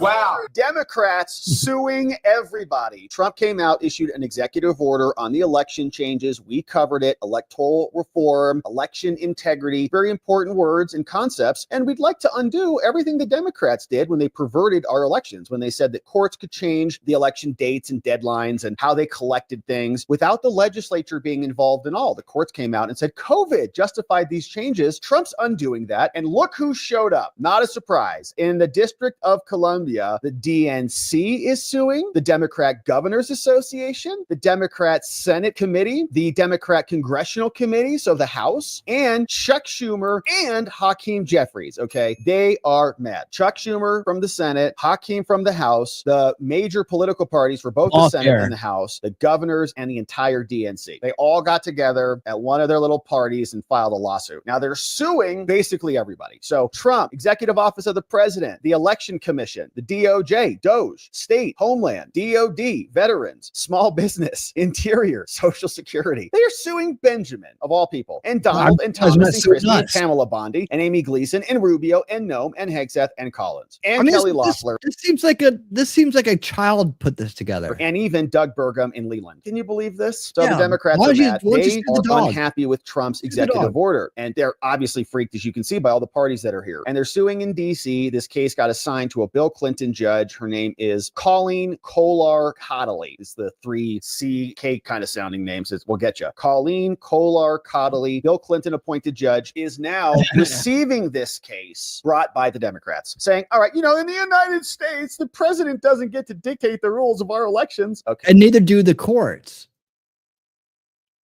Okay. Well, then how come you guys tried to do that with Joe Biden and had Joe Biden's DOJ prosecute Trump in 2 different locations? Now, the framers of our federal constitution saw that self-aggrandizing leaders might want to corrupt our system. Yeah, in Federalist 51, one of the best ones, right? James Madison talking about ambition versus ambition. So they created decentralized systems, blah, blah, blah, blah. But now Trump is seeking to impose radical changes. And we like to read this from the Democrats' perspective to see how much winning we're doing from their victimization, from their perspective. It's just kind of fun on how Americans register to vote, and we're going to be threatened. The order attacks dozens of states that have properly and lawfully adopted ballot receipt deadlines, okay, that permit ballots to be cast by election day and to count if received. So remember that? So we saw a lot of this during COVID, and the courts came in here and shifted a bunch of stuff. And then guys like Mark Elias and Democracy Docket filed all those lawsuits via the Retired Alliance of America and all these fake organizations that we're now learning about what they really are. They were suing under all those names. We're watching it happen now, just like the AIDS doctors and the Global Health Council and all of it, right? So they said, as long as it's cast, so at T-1 hour until the polls close, as long as you get your vote in and shove it in the mail and you can backdate it and stamp it or whatever, it counts. So now Trump issued an order. He says, oh, this is ridiculous. And what he's going to do is impose unjustifiable burdens on all Americans. And the Democrats say it's going to harm families and women and lower income. Emotional manipulation. Voters, and look how mad they are. And the so-called DOJ department is going to look at people's sensitive info without any statutory authority. Complete and utter nonsense. Oh, I think this is probably it. Trump's executive order forces federal agencies to reveal sensitive data about millions of voters to DOJ. We have seen what DOJ came up with when they went and looked at the Social Security Administration, what they found. What are they going to find when they look at the election access information? That's going to be epic. So this is we just covered this last night, that they found all kinds of Social Security numbers that had been made and given out to illegals. Yeah. Along with voter registration. And they found some that actually voted, and now they've been reported. Those votes should be erased from the election. Let's look at the new numbers and see what difference it makes. Why they're all freaked. That's why they're all suing. And it wields federal dollars as a cudgel to 4 states to do Trump's bidding to the detriment of their voters. And it's going to deprive them of crucial grants that fund elections and law enforcement. Again, cutting off their election money, which was their gift. Oh, so sorry. Yeah, they're talking about USAID. Where's our back channel money laundering machine? He's going to take that away from us. Out the vote money, right? That was their busing people from all over the place to these certain polls and stuff. Although the order reflects they write Trump's personal grievances, it imposes sweeping changes on how Americans vote. They say Trump has no authority to do this. And the plaintiffs in this action are all the Democrats. And I mean like all of them. That carries weight with it, right? Wow. It's like everybody. It's like the Senate and the House. It's like they all got together and decided to do it in a very childish way. They're all suing. So this judge is going to take it seriously and grant them probably what they want. So the DNC is the oldest committee, blah, blah, blah. Nobody cares about these Democrat hack committees. And you see the rest of this. In conclusion, here's what they want. Trump issued an executive order. They're asking the Bill Clinton judge, saying, please declare that Trump's executive order is void and that it's not enforceable and it violates separation of powers and everything. Okay, stop Pam Bondi from doing this. Stop the State Department. Stop Homeland. Stop DOJ. Stop Social Security and more. Oh, look who it is. Mark Elias, the Elias Law Group. Ah, perfect. Okay, so they're back. So we'll add this to the list. Mark Elias coming in. And that's interesting because the Democrats, I thought that they separated with Mark Elias. They terminated that relationship, huh? Something happened there. And now they're crawling back to him like, please help us. Trump's going to undo everything that you did in changing all these rules. And so they bring out the big guns. That's like the top dog. It's like the top dog election lawyer. Okay, so they're free. So they're going to really turn this into something and try to stop Trump from reforming the elections because this this is just like everything else. It's the same pattern. All the USAID stuff, fake, grifted garbage, as we're seeing. How many millions of social security numbers did Elon discover that were granted to illegal aliens? We got Trende Aragua doing cartwheels around here, filing asylum claims 10 years after the fact with our judges because they know that there's nothing we can do about it. It's a joke. Mark Elias, the same thing. As soon as we get this election information, we're going to see the same gigantic facade that was stood up on our taxpayer dollars, and the infrastructure is going to crumbling down. That's why they're freaked. They know this is going to be the mother lode, and we're excited for it. So here's more. We had this hearing today about these judges, and of course, they sued in D.C. They got a Bill Clinton judge, and they're going to have fun with that. But Newt Gingrich, former Speaker of the House and astute American historian, is explaining exactly how these activist judges are being weaponized against Trump and against America. I think the courts have issued nationwide injunctions against President Trump with such frequency. It's kind of a question we're all pondering right now. You know, one of my favorite books on the law is The Bramble Bush, which is the 1929 introductory lectures at Columbia Law School, in which draws a distinction between the law as it is practiced and the law as it is written. At a common sense level, we be honest, Donald Trump represents a profound, fundamental shaking up of a very deeply resistant establishment, which can be traced back to Franklin Roosevelt in 1933. You take on a system that's almost 100 Newt dropping truth bombs. years old, the system fights back. The last great bastion of power held by the left is district court judges and their allies on the Supreme Court. And their behavior. I tell you what, man, people may have an impression of Newt Gingrich because of the time they grew up in, oh, he's this, he's that, he's that. Dude's freaking smart. He's a very smart dude. I had to adjust my perception on him, right? And I started to realize exactly how intelligent and how on the side of America he really is. Like, I was my well with him was poisoned initially, and of course when he's running against Ron Paul and running against other, I'm gonna be against them because I'm running from those candidates because I understand the strategy involved in what we're doing. However, Newt is he's a smart guy, and if he says that's our last bastion of power, I would take that very seriously. Like, I would take that as a good source of information in terms of I would probably believe it, trust but verify, but I would very much think that he would have an understanding of this and he would tell us the exact truth about it. So if we can take care of that he's pointing out he's pointing out something that's very strategically important, that if that's your last bastion of power and this is what they're doing, these actions right here, this thing becomes a lot more important, right? What's going on with this. And if we can get a handle on this, or even reverse the damage or take these people out of business, right? And I'm talking in the fair and just way, of course, and replace them with based Americans, we could very much put a big dent in this machine and really make a difference, right? Where they can't do this anymore.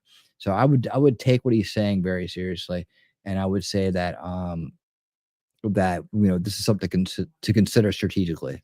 As a historian, this is held by the left, is district court judges and their allies on the Supreme Court. And they're behaving as a historian. This is a perfectly natural thing. They're doing everything they can to stop the president, who was elected by millions of Americans. They were elected by no one, but under our system, they have a certain amount of power. Not nearly as much as the modern legal system believes, because the 1958 decision by the Supreme Court, which said we are supreme, is baloney. Supreme Court is supreme in Article 3. It is not supreme over the whole Constitution. And I think we're now going to face genuinely important, historic conversation as a country about whether or not unelected judges on a randomized basis, who happen to be 92% Democrat, have the power to stop the elected commander-in-chief on item after item after item. My guess is the American people will say to the legislative branch, you got to be kidding me. And if Justice Roberts wants to cut this off, he should act now. Do it! Because this is going to get worse, not better. Thank you, John Roberts. Yes, yes, dude. And I'm sitting here thinking, I was like, if you're passionate about it and you know it, come on to the team. Come on to the team and get this done. Take this initiative and be like, make justice real again, right? Make justice true again. Make it honest again. Make it have integrity again. Lead the initiative to get rid of these guys, Newt. You're smart enough. You're well known enough. and you know what needs to be done. I'd say pick up the baton and run with it, old man. Do it. Get it done. That could be your legacy next to the contract with America. This could be the biggest thing, right? It could be the biggest thing. I would encourage Newt Gingrich to champion this cause, champion it. Maybe he'll issue another statement about Newt Gingrich. This is offensive, Newt. Don't talk about the Chief Justice that way. I respect your elders, or something. Or, John, you could just get your house in order. Stop this madness. All right, so good developments there. Now, this is another clip. Also, from Congress, lots happening there today. And the Democrat lawyers are freaked out. Election changes coming down. They're going to evaporate their so-called lead in elections. And now their bureaucrats are being fired. Their NGO. I'll tell you, I noticed that he wasn't who people were saying he was during debates and stuff like that when he was talking about stuff. And everybody respects his brain. I mean, everybody respects him. And so I started taking another assessment of Newt. And I think that I don't know that he was ever asleep. I think he was dealing with the situations that he had. The thing about it is, like, when his heyday was when a lot of us were out there being young. And we didn't have as much knowledge about how things work as we do now. And we didn't have the kind of insight. So it's really, and plus it was like neocon central everywhere. So just to have someone based and even be around that scene probably had to do a lot of undercover brother stuff. I don't know, but I know that if you looked at some of his books, if you've heard him, if you've followed him, some of his interviews, a lot of his interviews over the years, you'll see a really based dude who isn't, in my opinion, part of that establishment. Otherwise, he'd be over there with everybody else, hating on everybody and trying to destroy it, right? He's the one calling it out. He's been calling it out for years and years. Back in 2016, he was calling it out. So I would say that, I think that he had his own type of slander campaign run against him a long time ago. And but what are you going to do? That plan was well that plan was well underway, and there was no stopping it, and there was no internet, there was nothing, there was no grassroots, there was nothing. We had none of this. We weren't awake about anything. We barely had cable TV back then, I think. So for someone, he navigated those waters, and when he saw it come around, he's felt safe to step away from those clowns. And he's not over on the left. He's not part of that club. So that says something to me about what's going on. He can say stuff, and that's about it. So they don't think of Newt as a threat these days, right? But he's a very smart person, and I don't think he's as bad as they said he was back in the day. I think that was just a bunch of leftist bullshit about anti-Reagan bullshit, right? Oh, these Republicans, what they're going to do to us with this contract for America, and and the neocons were that was their rise to power during those days. They were starting to take over everything. So if you wanted to keep on keeping on, try to make a difference in the way that you could, you probably had to play a little ball with those guys, and that was unfortunate. But the contract for America, that was a pretty decent deal. But yeah, anyways, we're going to see this guy get served here in a second. But let me say hello to Donna Marie B333. He's very intelligent, knowledgeable, whether you agree with him or not. Yeah, no, you got to respect the guy's brain, man. You got to respect it. He's very smart. You can definitely learn some stuff from listening to him, I would say. It's not as bad as history would make you think. We got to remember who's been controlling the media and who's been controlling things for all so long. And so I would like this. I just want to say it one more time.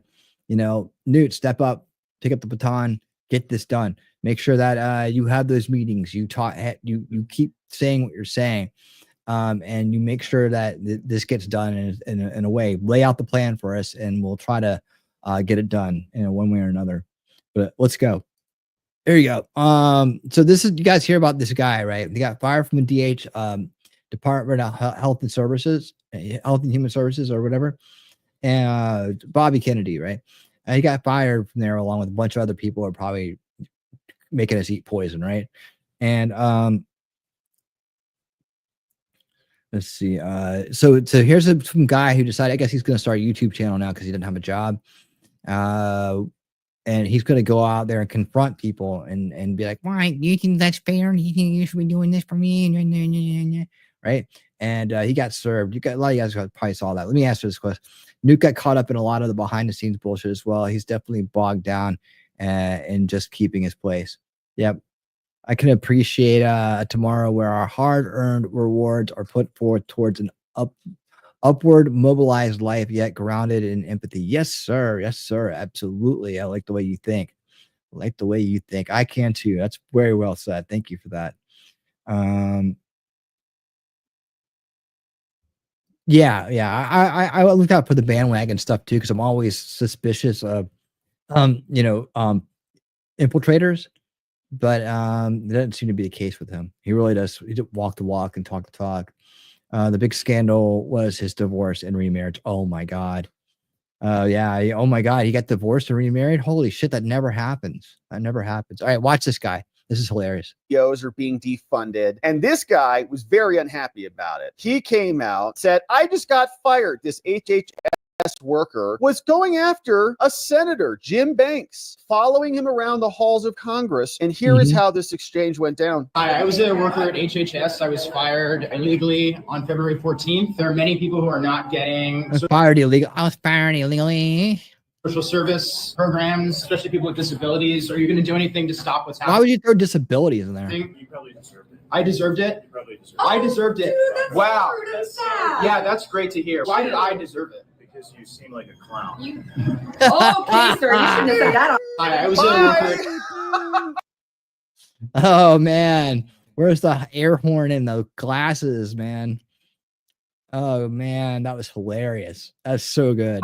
I can't get over the timing of that The because timing was you awesome, are because acting of like a Doris. clown. So that's what we're seeing. Clowns acting like clowns, clowns getting fired, and senators just not taking it anymore. Okay, stop Love with it. your sob story. Stop with the low income, disadvantaged families are not going to be able to go poll, not go vote somewhere. Mark Elias, we're not buying it anymore. Stop acting like clowns. Yep. Stop being babies, man.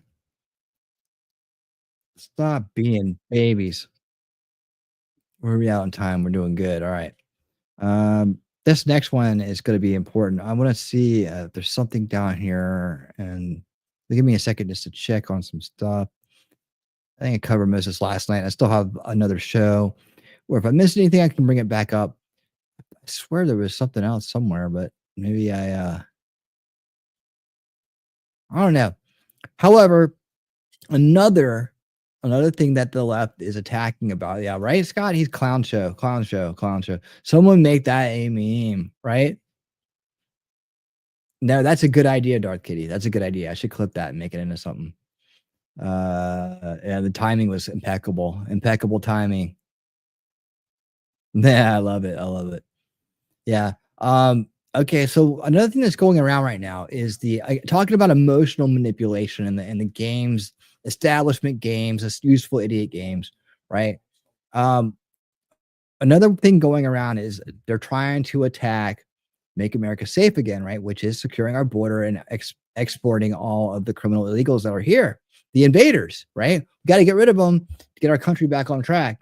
And we want things done fairly, and we don't want to give privileges to people who come here and break our laws and enter the country illegally and skip the line and try to take all of our taxpayer money, and take and break and crush our welfare system that is meant to be there for Americans, right? There are many Americans right now that need help that can't get it, right? Like if I was on the fence, I couldn't get any of the things that are supposed to be there to help me, right? They're going to take one look at me and be like, no, I don't even try. Like, I don't even try it. And when I'm off contract, I don't have income, I'm getting by on my savings and my credit and anything else that I need to do before I get that next contract or next gig, right? Sometimes that time period, depending on the economy, depending on my market, my industry, what I do, that can be a long time, and it can get very stressful, and things can get very tight. I should be able to, maybe if I needed to in dire situations, get assistance like anybody else would, right? They're going to take one look at Whitey here and be like, nope, they're going to say I make too much money or my skin's the wrong color. They're not going to give it to me, right? And that's unfortunate. And I don't know why that is, but they're also, they don't have it. Right. And I also feel like I'm taking it if I ask for it. Right. I'm making the problem worse. However, I'm just one person. There's a lot of other people in the same boat, right? A lot of other people in the same boat. So, so they're sending people here and they're breaking our country. That was the idea, right? It's a way to destroy the country is to break the welfare system. You could collapse people that way as well. It's also another form of abuse. So let's take a look at this. They're trying to create these sob stories, right, out of thin air, completely spin the facts into a sob story for these illegals that are getting deported, right? And the one most recently is the one about the MS-13 leader that got deported. They're trying to they've turned him into Maryland Dad, the Maryland dad who got deported. The poor Maryland dad who got deported. Have you guys heard about this? Have you heard about this? Right. So let's take a look at this story.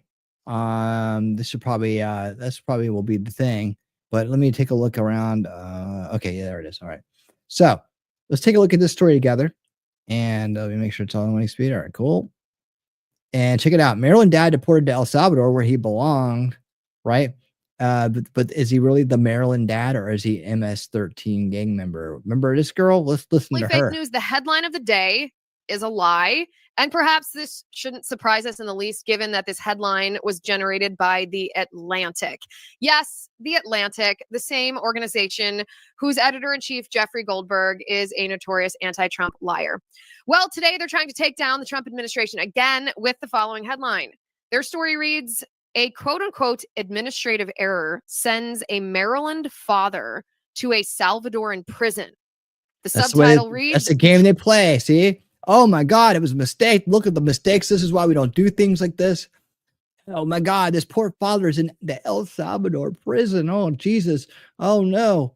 Oh, it's just a clerical mistake. And they tell the useful idiots who believe their bullshit this story. And then run with it going, oh my God, they're so horrible. It just builds the narrative in my mind even stronger. Trump administration says that it mistakenly deported an immigrant with protected status, but that courts are powerless to order his return. Does that sound like something they would Well, say? if that were true, that would be kind of a big deal, wouldn't it?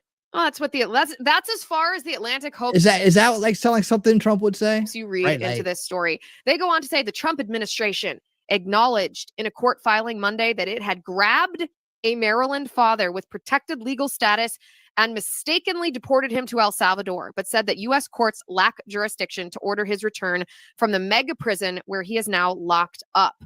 The case appears to be the first time, The Atlantic says, that the Trump administration has admitted to errors when it sent 3 plane loads of Salvadoran and Venezuelan deportees to El Salvador's grim terrorism confinement center on March 15th. Okay. So let's stop right there and talk about what this story is. This story is the exact same playbook that the left uses every time the Trump administration does anything related to immigration. This is a playbook that the left used during the first Trump administration. Every time there was a border security bill that came before Congress, anytime there was a criminal illegal alien who committed a crime, anytime there was even the whisper of a deportation that would happen, we would suddenly get inundated with pictures of little children wrapped in tinfoil. Oh, they're putting children in cages, we were told, even though it was the Obama administration that did that first. We were told, we were inundated with images of horses, Border Patrol agents upon these horses, whipping their reins of these horses. And we were told, oh, they're whipping migrants. Well, no, they weren't. They were simply using the rein to turn the horse, because this is a maneuver that anyone who knows how to ride a horse knows is how you direct a horse. It's how you drive the horse, if you will. Well, drive it. The mainstream media has tried this over and over again, and they've been very successful using this tactic until the day after President Trump's second inauguration. If you'll travel back just 2 months with me, remember that the day after President Trump's inauguration, he began mass deportations. Tom Homan went to Chicago. They went to Boston. ICE began rounding up violent criminals who were also illegal aliens and deporting them from your neighborhoods, your communities, your schools, so that you can be safe, so that our cities are not overrun with illegal aliens. And what the mainstream media did is they immediately posted this video of a woman at the border, a woman who was holding up her phone and crying copiously. She said, you know, the CBP One app has canceled my appointment with Border Patrol. I made this long and arduous journey all the way to the southern border, only to find that the Trump administration has closed down this app. And it might have worked. Boo-hoo. This tactic might have worked in years past, but the Trump administration, this new administration, deployed a tactic different than they had ever used before called pre-bunking. They deployed a tactic where when they were carrying out these deportations, they simultaneously embedded honest journalists like Dr. Phil, for example. Dr. Phil went on the ground with ICE in Chicago, and you and I, got to see firsthand exactly who it was that the Trump administration was deporting. It's not mothers and fathers, law-abiding migrants who are here simply to seek economic fortune, a better life, to escape third world countries. Right. No, we saw that there was a sex offender from Thailand who was being deported. An MS-13 gang member who had been convicted of murder in his homeland. Really dangerous, hideous, monstrous criminals that the Biden administration had allowed to roam free among us. Well, the Atlantic is trying this tactic again, hoping that the Trump administration will not have an opportunity to decry the story as fake news, but it is fake news. So the story of this man, Abrego Garcia, he's not a Maryland father as he's being portrayed. He was an MS-13 gang member, a ranking member of the MS-13 gang. He came from El Salvador in 2011.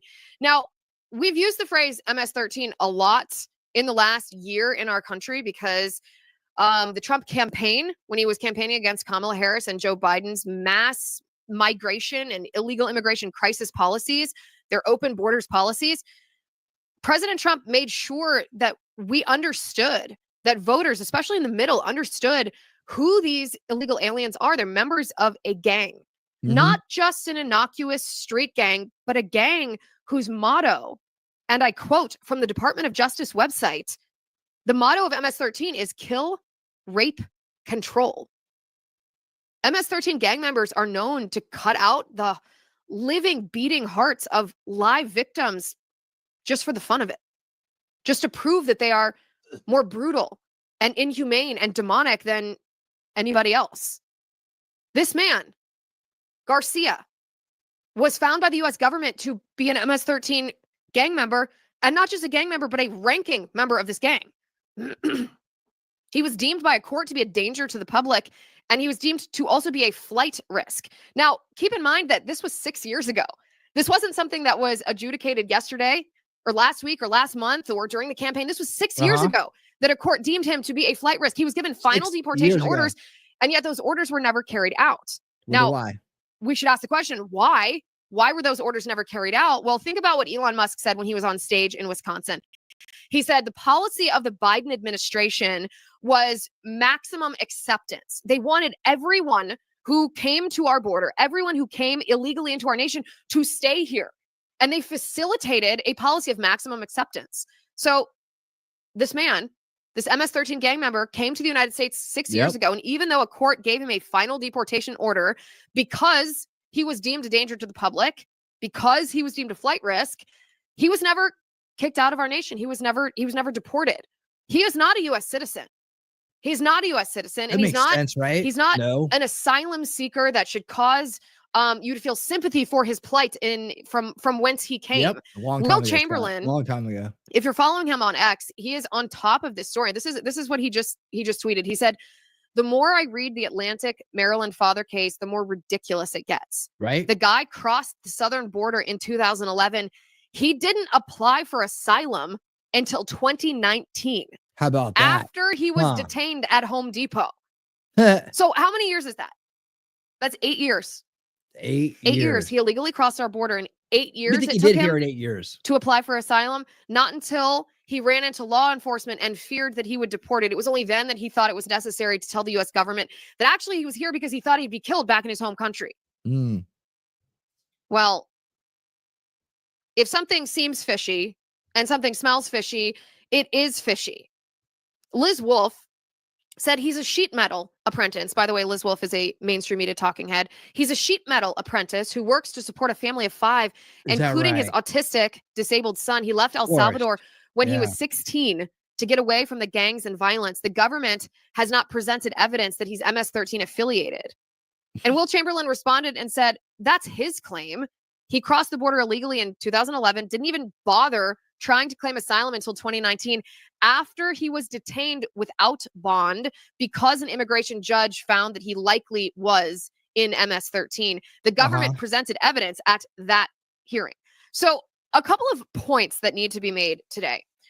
I reject this idea that we are supposed to wait to deport illegal aliens, especially illegal aliens who are affiliated with a murderous gang. Yeah. I reject the premise that we're simply supposed to wait to deport these people until they have harmed an American citizen. What are we supposed to just watch as they commit a hideous crime and be like, oh, okay, well, now that that girl's dead, now that he's raped that child, now you can kick him out. Yeah. No. We know, by the way, he's also, there's this narrative going around right now that it has no criminal record. This is not true. We know of 2 crimes, at the very least, 2 crimes that he committed. First of all, he committed illegal entry into our nation, which, all other factors notwithstanding, is grounds to deport him. He violated our laws by coming to our country illegally. He crossed our border when he wasn't supposed to cross our border. And then he lived in the shadows of our country illegally for 8 years. Yep. 8 years. That's crime number 1. And then crime number 2 is he actually did have traffic violations, parking violations, to which he didn't respond. So he not only committed crimes against our country, he did not follow our laws. When he was, when there was an attempt to hold him accountable to that, he refused to cooperate. So the idea that he's a law-abiding citizen is simply not true. He's not a citizen and he's not law-abiding. Julie Kelly also pointed out, and I want to read this verbatim here. He married his pregnant girlfriend in the detention center. This is according to the court filing. On June 25th of 2019, plaintiff Vasquez Sura and plaintiff Abrego Garcia is the one we're talking about, this so-called Maryland father, were married in the Howard Detention Center. Plaintiff Vasquez Sura was in her 3rd trimester of pregnancy at the time. Due to a pre-existing condition, her pregnancy was considered as high risk. They got married in the prison, in the detention center. How are they even allowed to do that? And is that why he got this legal protected status? Because he got married in the detention center? Because he was married? Again, if something smells fishy and looks fishy, it is fishy. And here's the question that I would like answered. Here's the question that I think will illuminate this for anybody who is seeking the truth about this story. Who exactly helped facilitate Garcia's filing for his asylum claim? After he entered our country illegally in 2011, lived here for 8 years, and then in 2019, after he got married in the detention center, or perhaps before, who helped him file for asylum? Who helped him make this claim? The answer to this question is extremely pertinent because how it typically works is when illegal aliens cross our border, they abuse our system by claiming asylum because they know how Joe Biden set up our system. And this was set up before Joe Biden. Joe Biden just made it worse. They know that they're going to be deported probably immediately if they are caught crossing our border illegally. And so they claim that they're here to escape certain death or harm or torture. That's the They say, game. I'm here to claim asylum because we in the United States are generous and welcoming and protective people. You're over the target, and we Snipe. do allow people who are in legitimate danger to seek asylum in our country. We have for a long time. And people, illegal migrants, illegal immigrants, illegal aliens abuse this. They claim asylum when there really is no asylum to be claimed because our asylum system is rife with waste and fraud and abuse. It's a terrible system. And they know that if they claim asylum, they're going to be given a court date. I think the average court date is like 6 years. That's why they made it that They're way. given a court date and then they're going to be allowed to live in the country. Mm-hmm. And then they don't show up for their court date. And voila, they've achieved what they began when they crossed our border illegally, which is coming here through a method which is not according to our law. And so how it typically works is when these people cross the border, they get help from an NGO like Catholic Charities or Lutheran Charities or, a lot of the ones that have an ostensibly religious title. And Catholic Charities tells them exactly how to file an asylum claim in order to have that asylum claim accepted. And so, yeah, but as we learned in Line in the Sand, many of these NGOs with religious cover aren't really religious. They may have started out that way, but they were quickly co-opted and people were pushed out who were behind the name, things like Catholic, Lutheran, or whatever charity. They're going to throw it out there as cover, right? It was created to be cover. And while people may have been talked into starting it under the guise of humanity, they were quickly shuffled out. And as we learned from several people in Line in the Sand, they don't resemble anything of the such. Now, in fact, in Line in the Sand, they went to a church where that was doing this, and the guy was completely corrupt. He went after James O'Keefe. He started lying about him on the street after he was caught breaking the law, and having people use that as their address, right? And he wasn't allowed to do that. He was breaking the law. He was making money off of everybody, keeping it for himself. And he was supposedly a Christian charity of sorts. I don't know if it was Catholic or what, but it didn't matter. It was under the guise, the safety of every religious name to make it sound like it is, because religious institutions have traditionally been charitable and helped people out, right? So they use that old archetype to hide their corruption underneath of it, and that's what she's talking about right here. I think we should find out who helped Abrego Garcia file for his asylum claim 8 years later. 8 years. 8 years later. I don't think that people understand that he had no intention of filing for asylum. Here are his current attorneys. Maybe this will give a little bit of a clue about who helped him file for asylum. His current attorneys, and this is per Grok, Abrego Garcia's attorneys. This case was led by a man named Simon Sandoval Merschenberg. And Sandoval Motionberg is associated with a Legal Aid Justice Center. Exactly what I said. A nonprofit organization that provides legal representation to low-income individuals, including immigrants, in civil matters such as immigration cases. Maybe we should ask Grok exactly where the Legal Aid Justice Center gets their funding, because something tells me that Abrego Garcia did not pay for legal representation by this lawyer. Something tells me that this is pro bono work. So who exactly is giving money to the Legal Aid Justice Center? Wouldn't that be interesting to know? Because if I had to wager a guess, my guess is that this Legal Aid Justice Center is getting money from the network of leftist organizations that facilitate our open borders policy. Stay tuned, because we'll have an answer on that for you, hopefully within a matter of moments. But this is what you should ask yourself. You should ask yourself, why is it that the left is up in arms about this story? Why is it that the left wants this MS-13 gang member brought back into the United States? Mind control. Why does the left want this monster in your neighborhood? The answer to that is because they hate you. They hate you. They do. They don't care about due process. Nope. There are some claims that this is a violation of due process. The left doesn't care about due process. Think about what they've done to Trump. They're weaponizing the justice system against Trump, falsely accusing him of this, that, and the next, all in an effort to try to make it so that you can't vote Trump into office. Yep. Don't even give me the excuse that they care about due process. What about what they did to Brett Kavanaugh? Was that due process? To try to crucify this man in the court of public opinion with false accusations from a crazy woman? Is that due process? That's the kind of due process you care about? What about the January 6th defendants? Do you think that they were given due process? And did these leftists who now claim that they care about due process, where were they decrying the violations of due process that thousands of January 6th defendants suffered from? Or what about those pro-lifers, the 23 pro-lifers that, thank God, President Trump pardoned? What about their due process rights?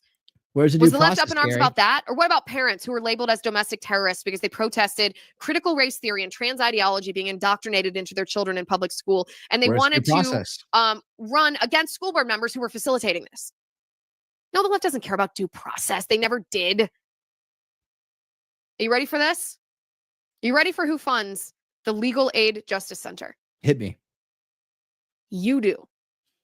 I did it? Taxpayers pay for the Legal Aid Justice Center. When you go to work, you leave your house in the morning. Look at that. You stop by and get coffee. Oh my You go do your job all day, sacrificing time with your family. You come home tired because you've put in a hard day's work. Every Friday, you get your paycheck. And in that paycheck, look at all that money. It's never enough. And the government takes more than their share. Part of that money that they've taken from you is paying for the Legal Aid Justice Center to represent illegals like Abrego Garcia to get him so-called legal status, protection from deportation. Why? Because of what Elon Musk said. The Biden administration set a policy of maximum acceptance. They want every illegal alien that they can possibly encourage to come here. We talked about this last week. It's the Cloward Piven plan, isn't it? Cloward Piven, and did a whole stream about that. If you guys aren't familiar with that terminology, unveiling reality, the Cloward and Piven strategy, explained in detail, history of and current uses, and my take on its optimization and repurposing for this exact problem we're talking about right here. If you guys are interested in that topic and haven't explored it, please explore it with me. I invite you to explore the topic with me with that live stream. I'm sure one of my awesome mods will be throwing that link out there. If you haven't seen it yet, check it out. But yeah, Cloward and Piven, winning reality, I probably will find it as well. But underbailing reality is definitely in that playlist. Check it out and enjoy learning about that process. It's been going on a long time. Probably heard it before, but I'll give you all the information you need about the backstory, who the people are, all that stuff. I'll give you all that. The Cloward Piven plan says you flood our borders, you flood our country, you overwhelm our welfare systems so that they collapse. Once our welfare systems collapse, our civil institutions will collapse, and then you can usher in tyranny, Marxism, communism, which is what these people want all along. Remember that your money, your taxpayer money is fungible. All money is fungible. If the government uses money to pay to facilitate this open borders crisis, and it's no different. It's no different here. So the only moral and ethical question that actually matters in this entire fake news Atlantic hit piece is, was this individual a U.S. citizen? The answer is no. Did this citizen commit a crime crossing our border illegally? The answer to that is yes. Yes. Was this individual who crossed our border illegally committing a crime against our country and against you? Yes. Was he residing here against our laws? Yes. For 8 years? The answer to that is yes. Yes. And once you have established those facts, then it becomes very clear that if you have committed a crime against our country, if you are here illegally, notwithstanding the fact that taxpayers funded your legal defense to claim asylum 8 years later after you'd been detained and worried that you might be deported for the crimes you committed, then you should be deported. The Trump administration is exactly right. Now, but they're out there trying to spin this thing. You see how this is why you get my take on it with this, right? Because I'm going to take you there and say, yeah, she's saying everything she's saying is happening. It's true. And that's so many things enlightening in this piece right here, right? But I'm going to take it to the next level, and that is they're doing it to control the minds of the people in their base. They're useful idiots. They're doing it to control minds. We have to get into this frame of seeing the world this way. Hold on, I got a little bit of unstableness happening on my freezing. We have to get in this frame of mind. We have to get other people in this frame of mind too. God bless. I don't know whether to believe this thing or not. Let me see. All right. So I guess it's all right. But yeah, we have to get in this frame of mind. This isn't just, about trying to counter or whatever, right? At the root, right, Lex? At the root, this is mind control. Lex, what's up? Trump isn't just mean. Believe all illegal violent gang members. Trump is just mean. Yeah. Exactly. It's to control minds, man. And that's why they're doing it. And it's a root cause issue because it works. And that's the unfortunate thing. When you box people into a narrative and you feed them a turd sandwich, they think it's a fucking filet mignon, right? This is filet mignon. It's really good. Yeah, keep eating that. I made it myself. It's like, that's what it is. These people, this is what filet mignon is, and that they've been eating that shit sandwich their entire life, believing that it's grade A beef, and it's like, that's the mind control of a narrative. Oh yeah, it is. This is what we're supposed to eat, right? Yeah, you are. You're supposed to eat that. But meanwhile, all of us in reality here know that that's just what it is, and that real steak tastes much different than that. So, anyways, it's mind control, right? That's at the bottom of this thing, this whole narrative, and everybody you see repeat this fake narrative about Maryland dad, right, is a victim of it, right? Confront them, drop this video link. Mine have to find this part. Go to the Blaze TV and find this chick right here. She likes to party.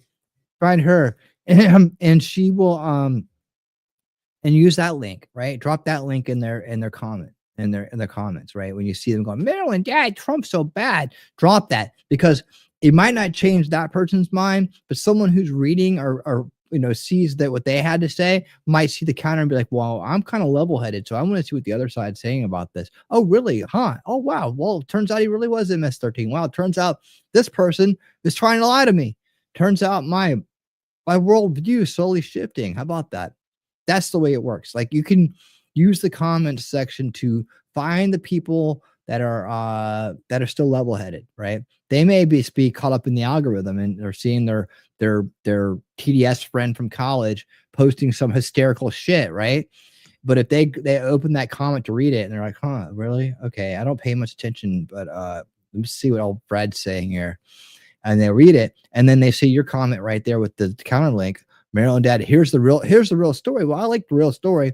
Let me see if this lady's lying to me or telling me the truth. And then they open it and they check it out, and then they're you've got to win there, right? You've got to win there. So that's the way. And now you've totally shut down their post without even having to interact with them. It's just truth bombing, right? That's all you got to do. There are some on the left who said there's no proof that he's an MS-13 gang member. He claimed that he was trying to escape violence in El Salvador, which is the origin of the MS-13 gang. And in this 2019 court order, this removal order, he was never ordered to be removed because he was a gang member. Well, that's technically true, but as the left always does, they twist information to make the context confusing. That's technically true. Yep, every he was time. Never ordered to be removed for being a gang member. He was ordered to be removed because he was in our country illegally, but the bond that was placed on him was because he was an MS-13 gang member.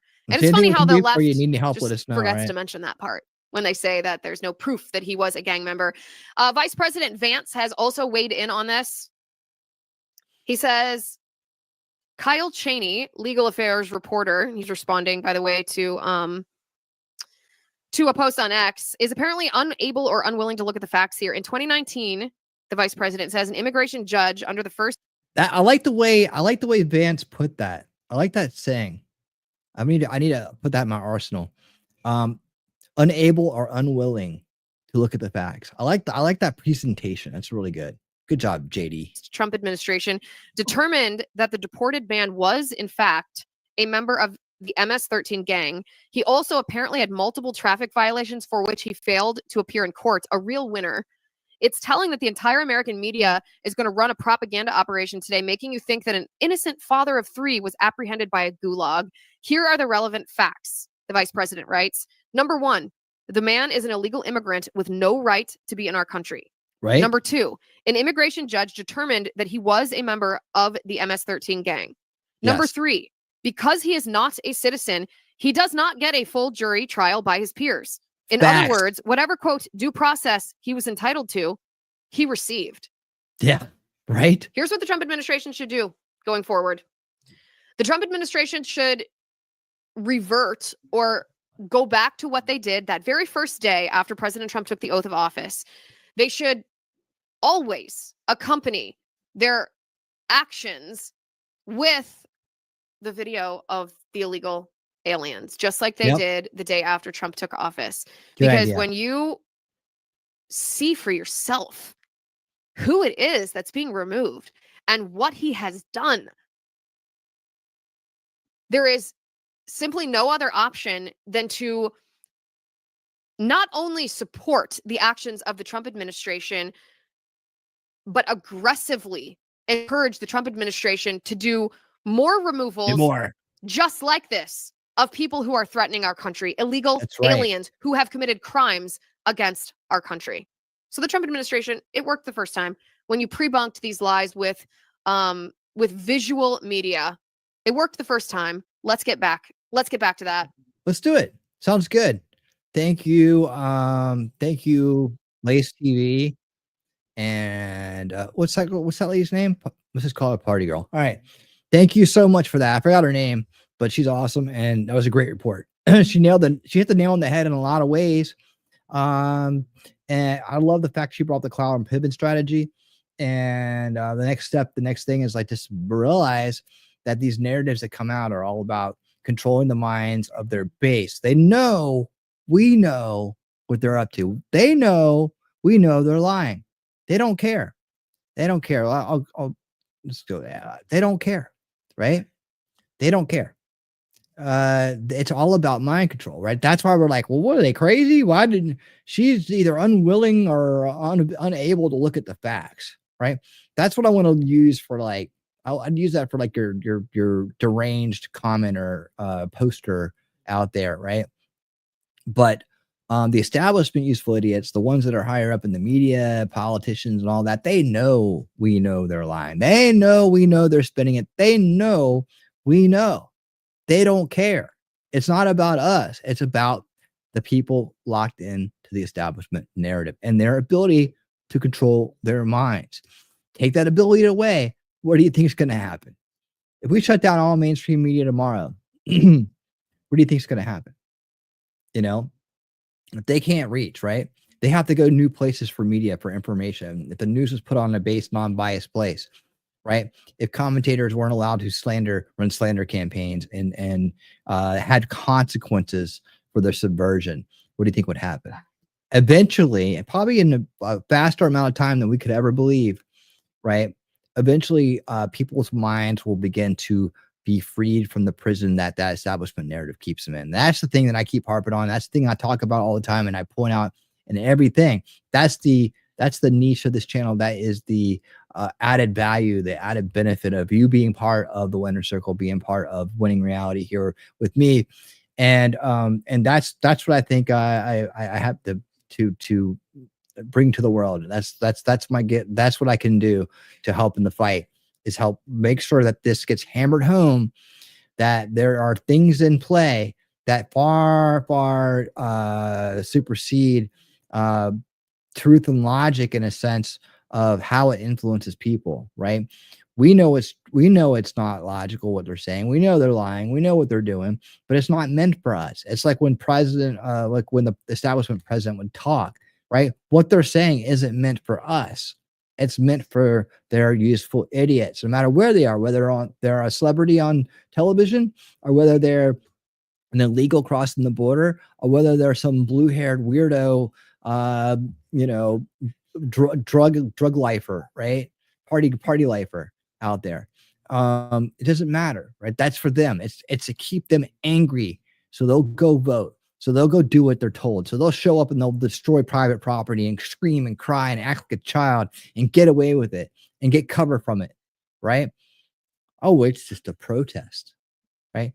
That's what it's for. It's not for us. So we have to counter that by pointing out that it's a mind control thing. We have to counter it by pointing out that the establishment narrative is narrow and small, is a cage for the mind, right? Until all of us are saying this, people aren't going to get it, right? You're the one in mind control. Okay, you want to talk about it then? You want to have a decent conversation about it, or are you going to run off and get angry? Because that would be mind control, wouldn't it?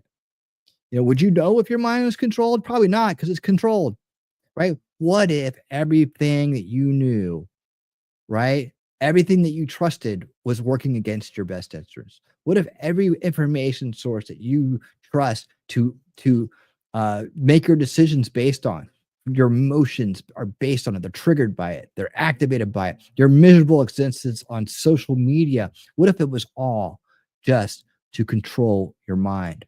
What if it's all just a big scam? What if the people on the other side are right? The people that you think are the bad guys, what if they are the good guys? What does that make you? That's a hard thing to come to grips with, isn't it? However, all those people you're pointing at, saying they're the bad guys, they've already come to that grips with that. So why, if you think they're so beneath you, why can't you do the same thing, right? Why can't you rise above to the truth? That's the thing, right? That's the thing. We have to recognize that everything we've talked about tonight is a result of that mind control. And until we get a handle on this ideological, subversive, cultural Marxist agenda to control minds and demoralize, destabilize, bring our country to crisis, and normalize it into a dystopic hellscape, right? We'll always be fighting this battle, and our friends and family that we've lost, as irritating as they are right now, and is undesirable as they may be, based on the way that they've treated us and what things that they've said, whatever it may be for you in your life, they're still victims, and they don't even get it. They think they're one kind of victim when they're really another. So should they ever shed that prison, that mind prison that they're in, that box that their reality is trapped inside of, right? That false narrative of the world. They got some apologizing to do, right? But hey, look, we're the lucky ones.